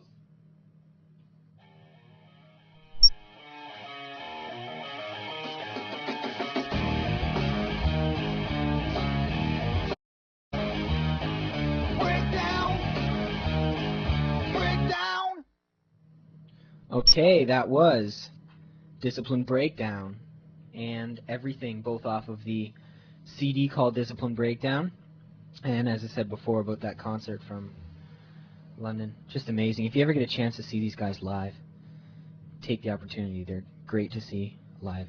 There's something about a band that will go into the studio and record, and the product that you get out of the studio is mixed and mastered so much that you don't even have to be good at what you do. Yeah, it just but when you doesn't play, sound the same. but when you go on tour and stuff, the talent just comes out. And I tell you, these guys, when they played live, was better, amazing, just better than their CDs. Yeah, it sounds so great on the CD, but it really shows how good they really are when you see them live, because they actually prove what they're gonna do. But before we get out of here, I want to say hi to Aaron Bigham listening down in Africa. In the jungles of Africa. Hope you're having fun, Bigham. I can just see him with the computer hooked up in the middle of like some safari thing. Listening to Collective Soul. Probably about 4 a.m. over there or something like that. Some crazy hour of the night. I don't know what it is. It's either 4 a.m. or 4 p.m., one of the two. So next week we'll be back.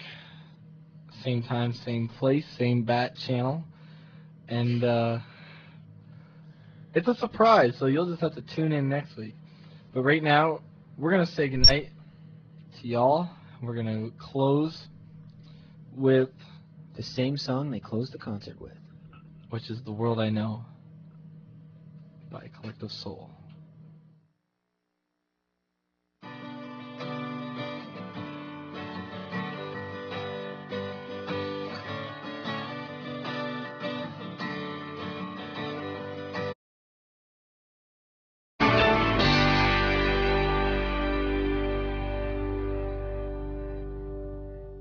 You're listening to Radio Ethos.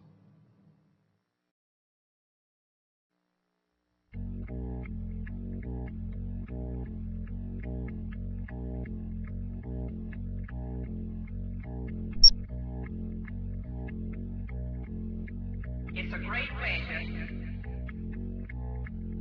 It's a great pleasure. It's a great pleasure to have all of you here today.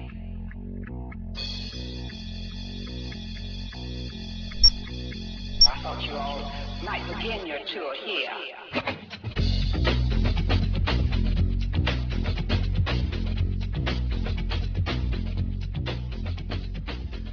Welcome to What's Up with Kids,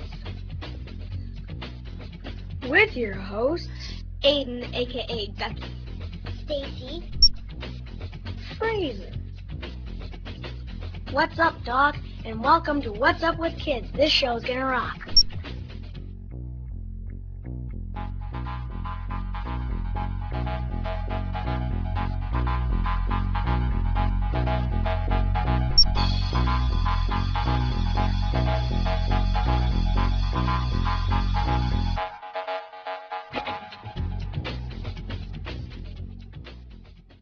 Hi, I'm Jason Landon. I'll be your guest host this week on What's Up with Kids. On the show today, we will listen to cool music, an interview with Don Van Massenhoven, who, by the way, is an NHL referee, plus other things. Since I'm the guest host this week, we get to listen to music I like. Here's To Serve, Protect, and Entertain by The Smugglers.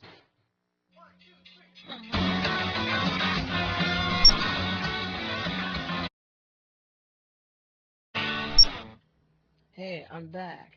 School's out. Yada, yada, yada. Yada, yada, yada. Whatever. I'm going to grade 8 next year, and the teacher that I'm going to have in grade 8 was my teacher in grade 6. And that's a good thing, because she's a nice teacher. Commercial break has been brought to you by the Spice Girls.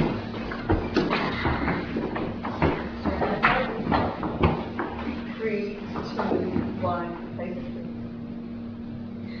We're the Spice Girls, and we're promoted by Lucy D. Spice Universe. Gonna smash and sing us Step 3. Come on and step to me. Let me take you for a ride. I'll take you where you can run, but you can't hide. Come on and step to me. Shame the devil, tell the truth. I can tell you don't know what to do. It's no July 14th. Buy it!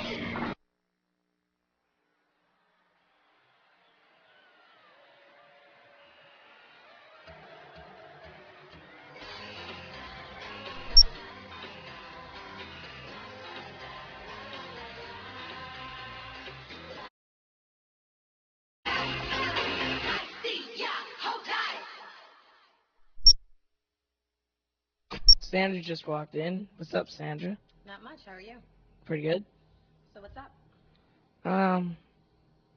Nothing. Just hanging around the center. Hang around center. All done school? Yep. Finished on Tuesday. On Tuesday? Yep. What do you have planned for the summer? I don't know. Probably going somewhere. I don't know. Maybe going to Grand Bend. Grand Bend? Yep. What about staying in Strathroy? I don't know. When I'm in Strathroy, I'll probably hang around the center a bit, help out. Be hanging at the skateboard park, maybe?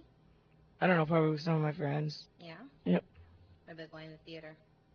Seeing some movies, maybe? Yeah, probably. Yeah? Yep. What do you like best about Strathroy? About doing stuff in Strathroy? I don't know, I just know my way around Strathroy, because it's so small. Yeah? Yep. Will you be attending the Turkey Festival this weekend? Yep, just for a little bit. Yeah? Yeah. So what do you and your friends do, say, on a Friday night in the summer? I don't know. Well, this Friday night we'll probably be going to the Turkey Fest. I'll probably go to some of my friends. Oh.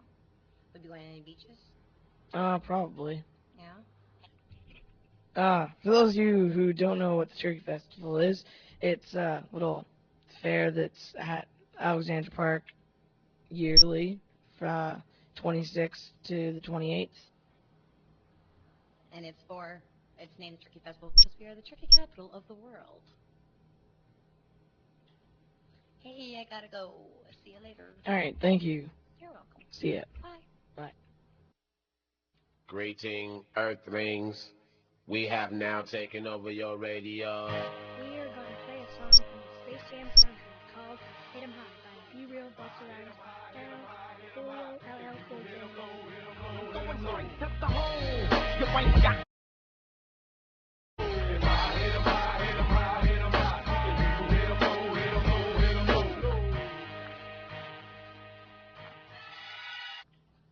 Alright, let's listen to our interview by Fraizer McMullen with Don Van Massenhoven. I had a very good opportunity today to talk to Don Van Massenhoven. I always mess up his name, and I interviewed him, and he has a baseball celebrity game. He hosts it in Strathroy, and I'm going to it. I'm going to interview, well, I might interview some people. Some NHL people. I could interview Steve Smith, Brian Campbell, Joe Thornton, Bill Moore, he's a referee, and Jeff Hackett. I could interview all of them, but if some of them don't have to, someone doesn't have to, so.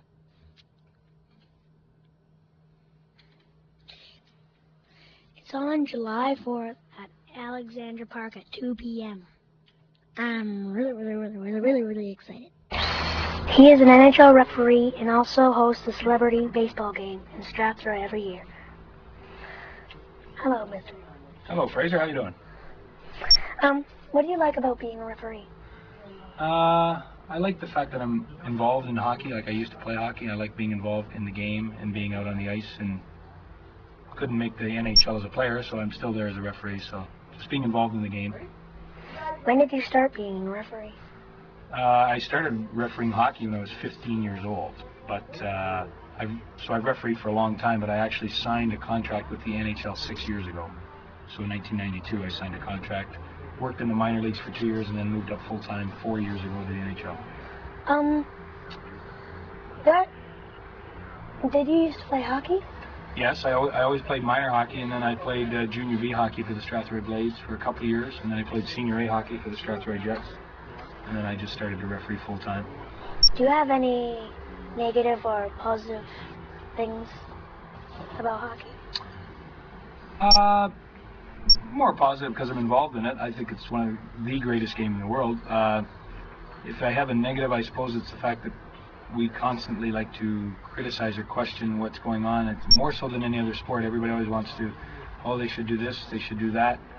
And I'm not sure why, because they don't do that with all the other sports. But it seems like that's more of a hockey nature. People seem that much more armchair quarterbacks, I guess you could call it.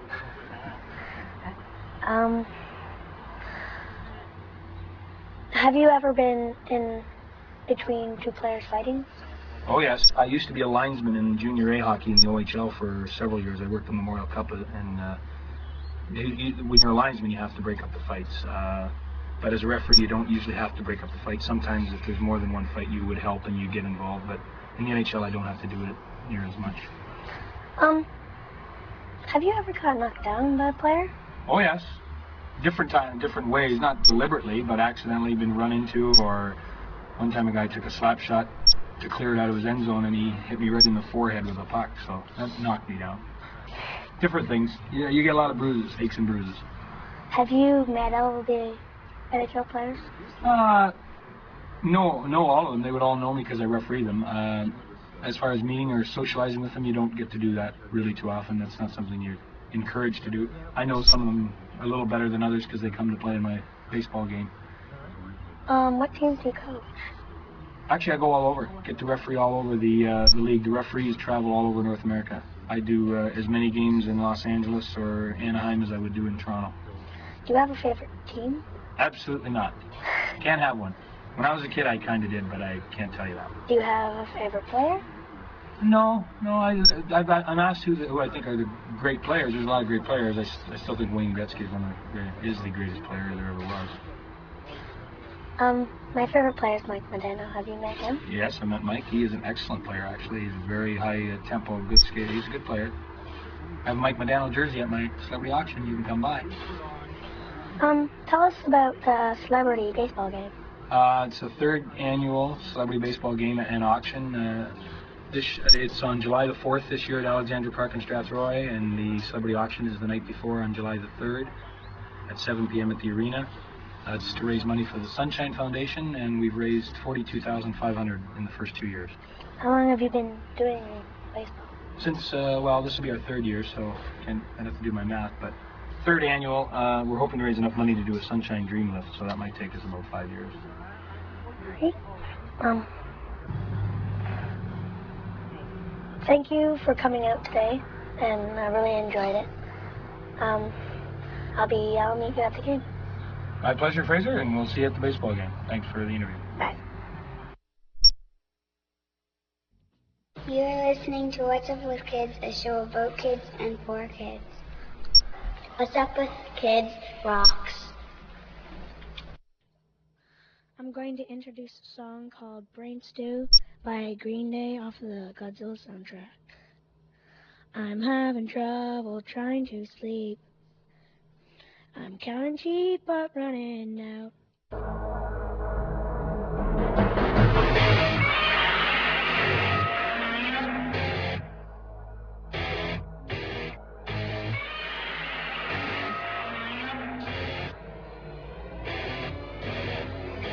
I'm having trouble trying to.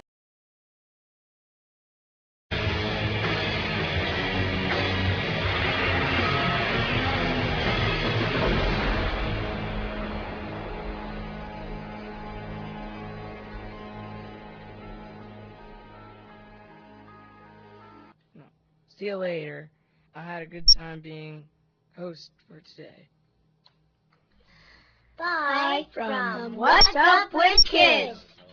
It's the end of our show, and we really, really, really have to go.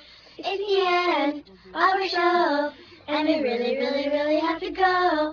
It's the end of our show, and we really, really, really have to go.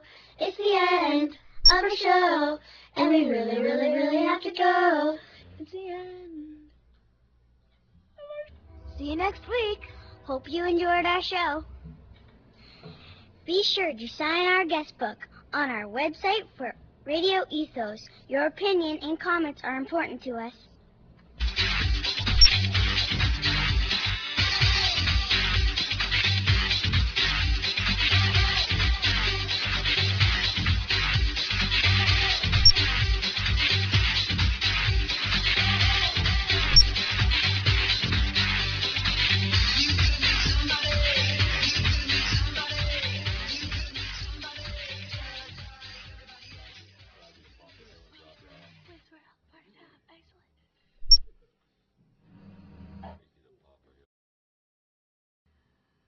Good afternoon and welcome to Front Lines.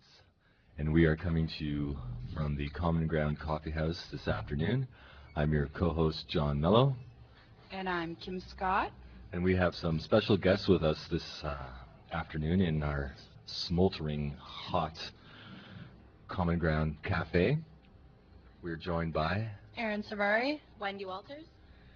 And Front Lines has been one of those very interesting shows that we've had the privilege of working on here at Radio Ethos, and has been dealing with issues. We've covered areas of boot camps to Young Offenders Act to communication skills to anger, and today we thought, well, you know, let's bring some people onto our show with us. Yeah, let's bring some of the youth that we have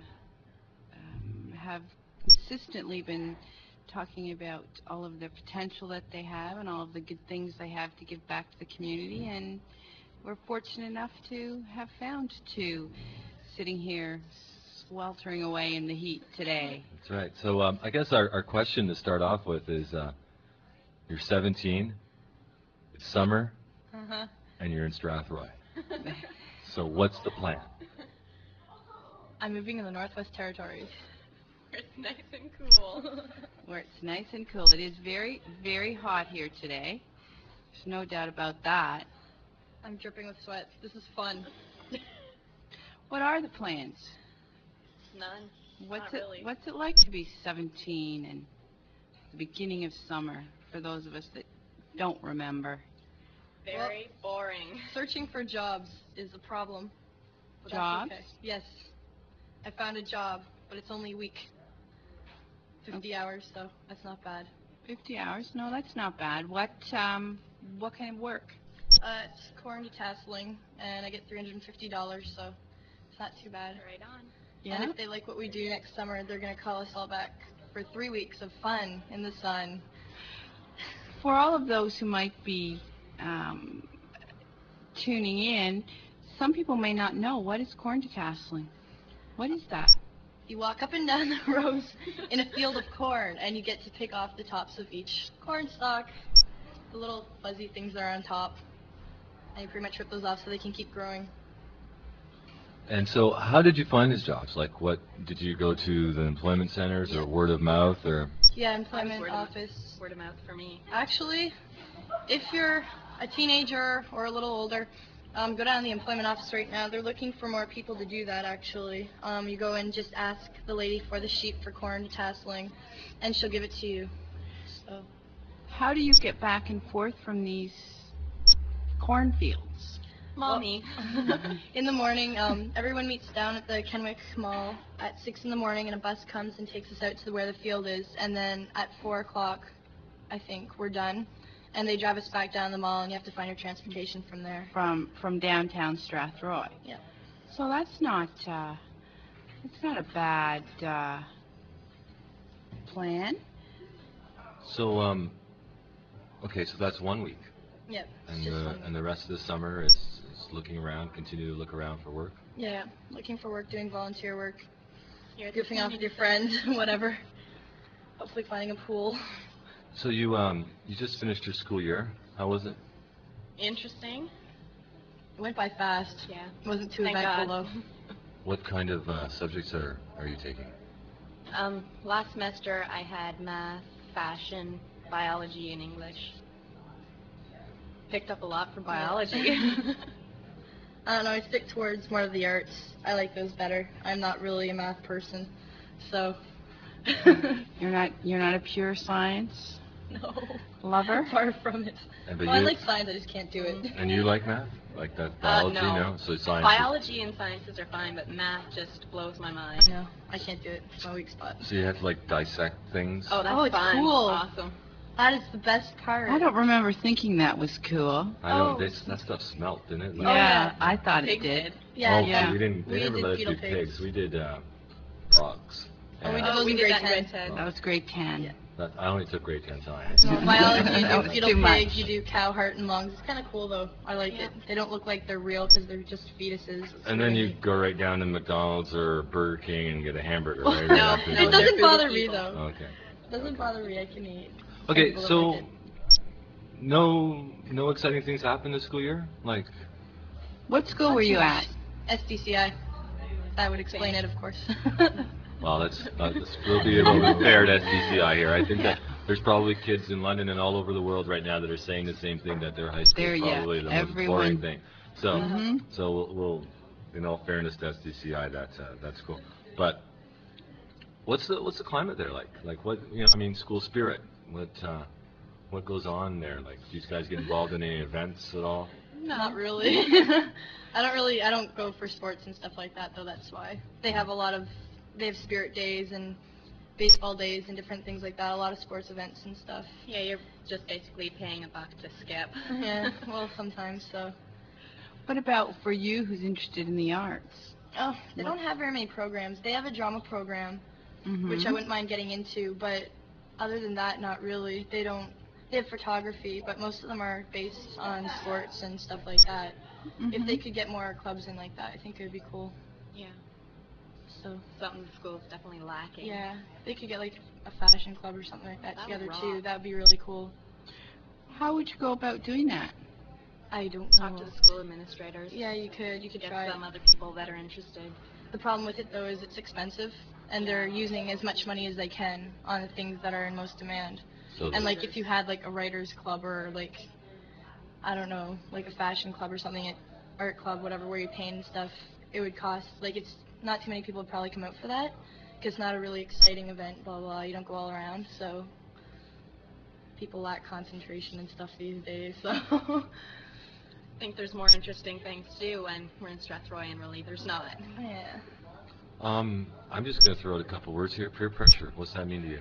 Do you deal with it? Like, is it something that you're part of your life? I don't really see peer pressure. Well, the people we hang around with are more respectful. They don't really care if you don't want to do something, then they won't bug you about it. Like, I know there's other groups in school that are awful for it, but I pretty much try to surround myself with people I get along with and stuff who will respect me.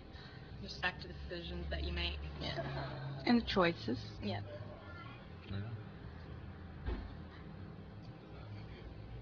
So,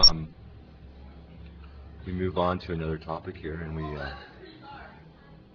boyfriends, girlfriends. 17. What? Yeah, like, What's I mean, what's 17 all about anymore? Yeah, I mean, tell me, like, what's, all of boyfriend, girlfriend relationships, like, I mean, good, bad, like, friends, Yeah. I don't know. I don't know. These days it's kind of strange. Some people actually consider marriage at this age and stuff, and there's other people who will like not even have ever gone out with anyone or have seen anyone at all. That was one of the things that I think you and I were talking about earlier is marriage at 19. Yeah, it's weird though. There's such a gap. Like there's people who marry really young, and there's other people who marry really old. There's people like our age who are thinking about marriage, and there's people our age who have never even considered going out with anyone at all yet. So it's kind of weird. It's not like, I don't know how to say it, like the old days where people would be like, oh, I got a new boyfriend, blah, blah, blah. People are always like, oh, I've been with this guy for 3 months, let's get married, yay, blah, blah, blah, blah. So that whole idea of getting married at your age is, thank God, not one of those things that you're entertaining right now. No, No, not even. Marriage is a bad thing right now. Definitely. Why? I'm too young. I want to do something with my life. I'm going to school when I'm done university or high school, so I want to get my life in gear first. I want a career and have that all set up before I even consider it. So I still feel too immature to even contemplate anything like that. Oh yeah. I think that you're actually wrong about calling yourself immature because you've probably just made a very mature decision. That's it. You probably made one of the maturest decisions you can make. Yeah. So no, I think you pat yourself on the back for that. And of course they pat themselves on the back. Of course they do. Someday here we will become visual here. But, cool. Well, you're listening to Radio Ethos, and this is Frontline Show, and we're joined here again, as I mentioned earlier, by Wendy and Aaron, two young people from our community here in Strathroy. And we're sort of discussing the whole idea of being 17, and of course Kim and I have recollections and memories of that. Big memories. That's right.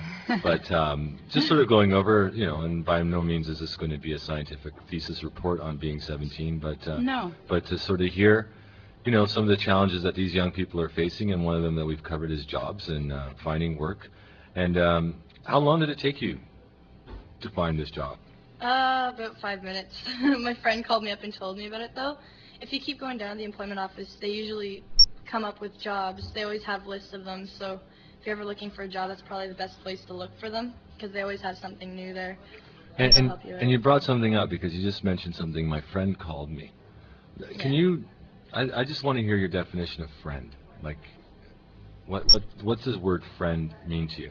I don't know, somebody you get together with, you get along with, sticks by you through like tough times and stuff, and have fun with you, and someone you can talk to seriously and someone will joke about you. the serious aspects of life. It's not all just hardcore.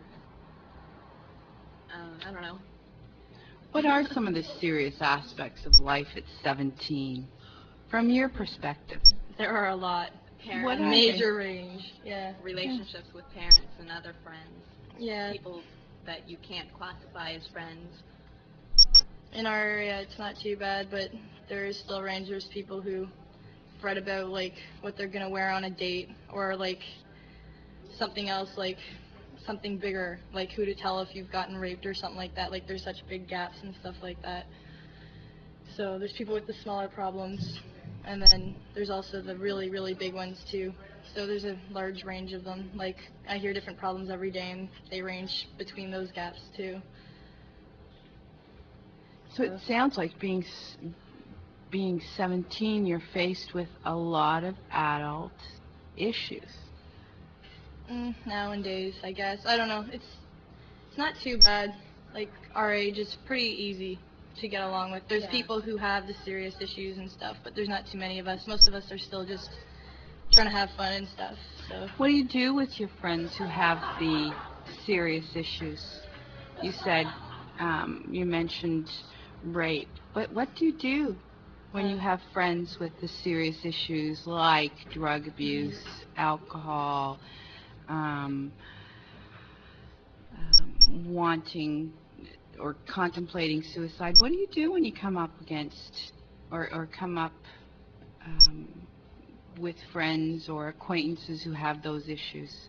You just basically have to wing it. Like, I've had a friend that I had to physically hold down to stop from jumping off a bridge to commit suicide. It's like spur of the moment. You don't know what's going to happen next. You just have to go with your instinct. Usually after that, like if something does happen like that, you get a situation like that, if you can stop it, then just try to support them. Yeah. If they are committing, like if they're considering suicide, just stay with them. Like don't leave them alone ever.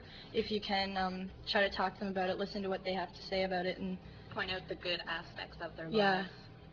Don't make them focus on the bad things. Try to pull out the positive parts. See if you can get them thinking positively, or at least like along that line. Then they might reconsider it, or at least change the ideas they have in their heads.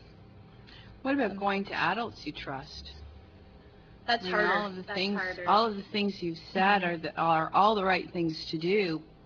But what do you do when you need something more? That's the harder part, because people our age, like they always say go to adults and talk to someone you trust who's older, but it's a lot harder, I think, for people our age to do that because they don't always feel comfortable. But like if it comes to that point, you kind of have to. Like I've had to do that before, actually. But I don't know, just people our age, they don't feel comfortable talking to adults about that most of the time, especially parents, because sometimes parents won't understand that. Well, they think they won't. So it's harder to go to them. And sometimes they won't.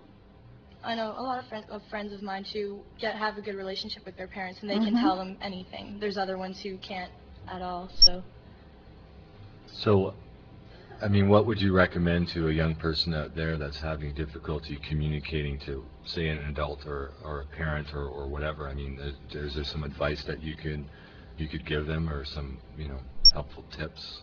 Start with little things, just telling about your day, and like slowly gain your respect for them and their respect for you. Because if you can't talk and trust people, then you obviously don't have the right kind of respect going on. Yeah, you have to use honesty too. You can't go out and lie and all that stuff to them either, because then they're not going to have that trustful bond with you. And they have to have the same for you though too. Like you have to be able to trust them back before you're going to be able to have any kind of close relationship. So use honesty or whatever. Try to talk with them, open up a bit more, spend some time even if you can. So I think that's pretty much it. You can do more things, but those are the basic things you can try. What do those of us who are grown-ups do to help youth develop relationships with us? What do we do, those of us who are working day in and day out to try to assist young people reach their potential? What do we do? What will work? How do we reach out to you so that if something is going wrong, you feel comfortable enough? Well, I don't know. Usually you can tell if there's something wrong. Maybe, I don't know, talk to them, like get together with them, just do stuff with them, and I don't know, start slipping in questions or something, like kind of get them comfortable with you, go out and do something, like, I don't know, go rollerblading, go out for ice cream, go to, I don't know, Wally World, I don't know, wherever, and just kind of, I don't know, just talk. If you're having fun and there's like a friendship bond there, then they shouldn't have too much problem opening up at all. It's not like you're going to have to go in there and start doing 20 questions and them answer. Like that sounds, it's like a police investigation. Something like the 20 questions that we're asking you here. Yeah, this one wouldn't work. So we're failing miserably. Well, we already know. Okay, we'll buy you an ice cream later. Yeah, we'll buy you an ice cream. Okay, it's a deal. No, I'm, and Kim has touched upon a really, important subject for us. It's sometimes we adults, and even though sometimes we don't behave like adults, we try really hard to reach out, and we want it to be understood that we're reaching out, not because we have all the answers, and not because we feel this major need to, meddle in people's lives. It's much more of an approach of saying, and what we've tried to do around here at the center is creating an environment that allows young people to come and go as they like, and then be introduced to the responsibility of being here, but also to open up doors to participate in things without being the preachy kind of group or organization that's trying to tell you everything to do with your life. So that's why we're kind of asking that question. Yeah, because I think that you are the experts as far as teaching us how to reach out to you and what you need in your community and what we can do to help you make 17 the best age that it can be. So I know that's why I'm asking, what kinds of things can we do to make 17 great for you? You guys are doing a good job as it is. Like, I think it's great. Yeah, the community center here is, like, perfect. I couldn't think of anything to change it. No, not really. I don't know. I think it's good. You guys have a lot of activities going on. You have the magazine and the radio, and you guys give us a lot of opportunities and stuff. So I enjoy it. Yeah. Keep you busy? Yeah. That helps. Yeah, it gives us stuff to do. Like, when we have a little bit of work to do around here, like, even if it's not, like, majorly serious, you know, you have to get this done, blah, blah, blah, blah. If it gives us something to do, that's the best, because at least we won't be sitting at home bored and wasting our lives away watching TV. And we don't want that. We'd rather you listening to Radio Ethos than watching TV. So. Turn it off. Turn it off. It mushes your mind. No, well, some TV. Some TV mushes your mind, but... Learning Channel. That's right. That's TLC, you know, that's a good, and the Discovery Channel is a good one too. So, but so this next coming year, the school year, final year for both of you, or no, I'm doing OACs too. You're doing OACs, so both doing OACs, and aspiring to. You are, Wendy. You are planning to be a masseuse. A masseuse, okay. I'm not too sure what I'm going in for yet. Maybe fine arts or journalism, or I don't even know, or television production. Maybe, I'm not sure, like movie production. I want to go to university, to Ryerson if I can, or York, because they have some good programs there that I wouldn't mind going into if I could. And have you sort of, masseuse, so you've picked out your school probably? No, not yet? No. Not yet. No. I know that's what I want to do. How is it you know that? Well, I went to this co-op young leaders camp through St. Willibrord's Credit Union, Mm-hmm. and one day, one girl was giving one of the counselors a back rub because he was really tense, because it's not like a camp, it's like a series of sessions that you have that deal with people in communities and teach you how to be cooperative, how to work together and stuff. And so he was really tense, and she started giving him a back rub. So I'm like, okay, I'd like to try this. So I gave him a back rub, and he fell asleep. And I found it relaxing for me, too, to give a back rub, so I enjoyed it. So I figured, hey, if I enjoy something, why not go for it? Well, there's a whole new area opening up. That whole field of therapeutic touch is starting to be used with people who are suffering from very painful physical conditions. And that whole field is opening up very wide. Yeah. That's cool. I like Herbal that remedies, stuff. Yeah. Herbal remedies, ear candling, aromatherapy. Yes, we're going to have to do a show on alternative healthcare. I just know it, and I think that is in the work here on Radio Ethos. You guys want it? I've got it. I love that stuff. Well, it's certainly a large field that's starting to be recognized. I know that one of our hospitals regularly has one of the therapeutic touch individuals come in on the cancer floor, and they utilize that for pain relief. So you may have some really different opportunities that you hadn't thought of before. Wendy, you brought up something that you had done a community program or something, or something you were specific about at St. Willibrord's. They were offering this, getting involved in the community. How do you feel about being a young person in this community in Strathroy? I mean, do you feel well received? You know, is there there's positive things, there's negative things? I feel fairly well received. Like, you come in here and you work and you see people, you meet people, and they all seem to respect you for working with the community instead of just going off and doing your own little thing somewhere and then going home. Yeah, this place isn't bad. There's a couple places that aren't bad though. Like, you know, you can come in and do whatever, but there's other places too that I really don't respect very much for what they do. Like, for teenagers, they don't respect them. They don't really welcome them at all. So I don't know. They don't. So those aren't the places you go. No, not really. Well, it's harder.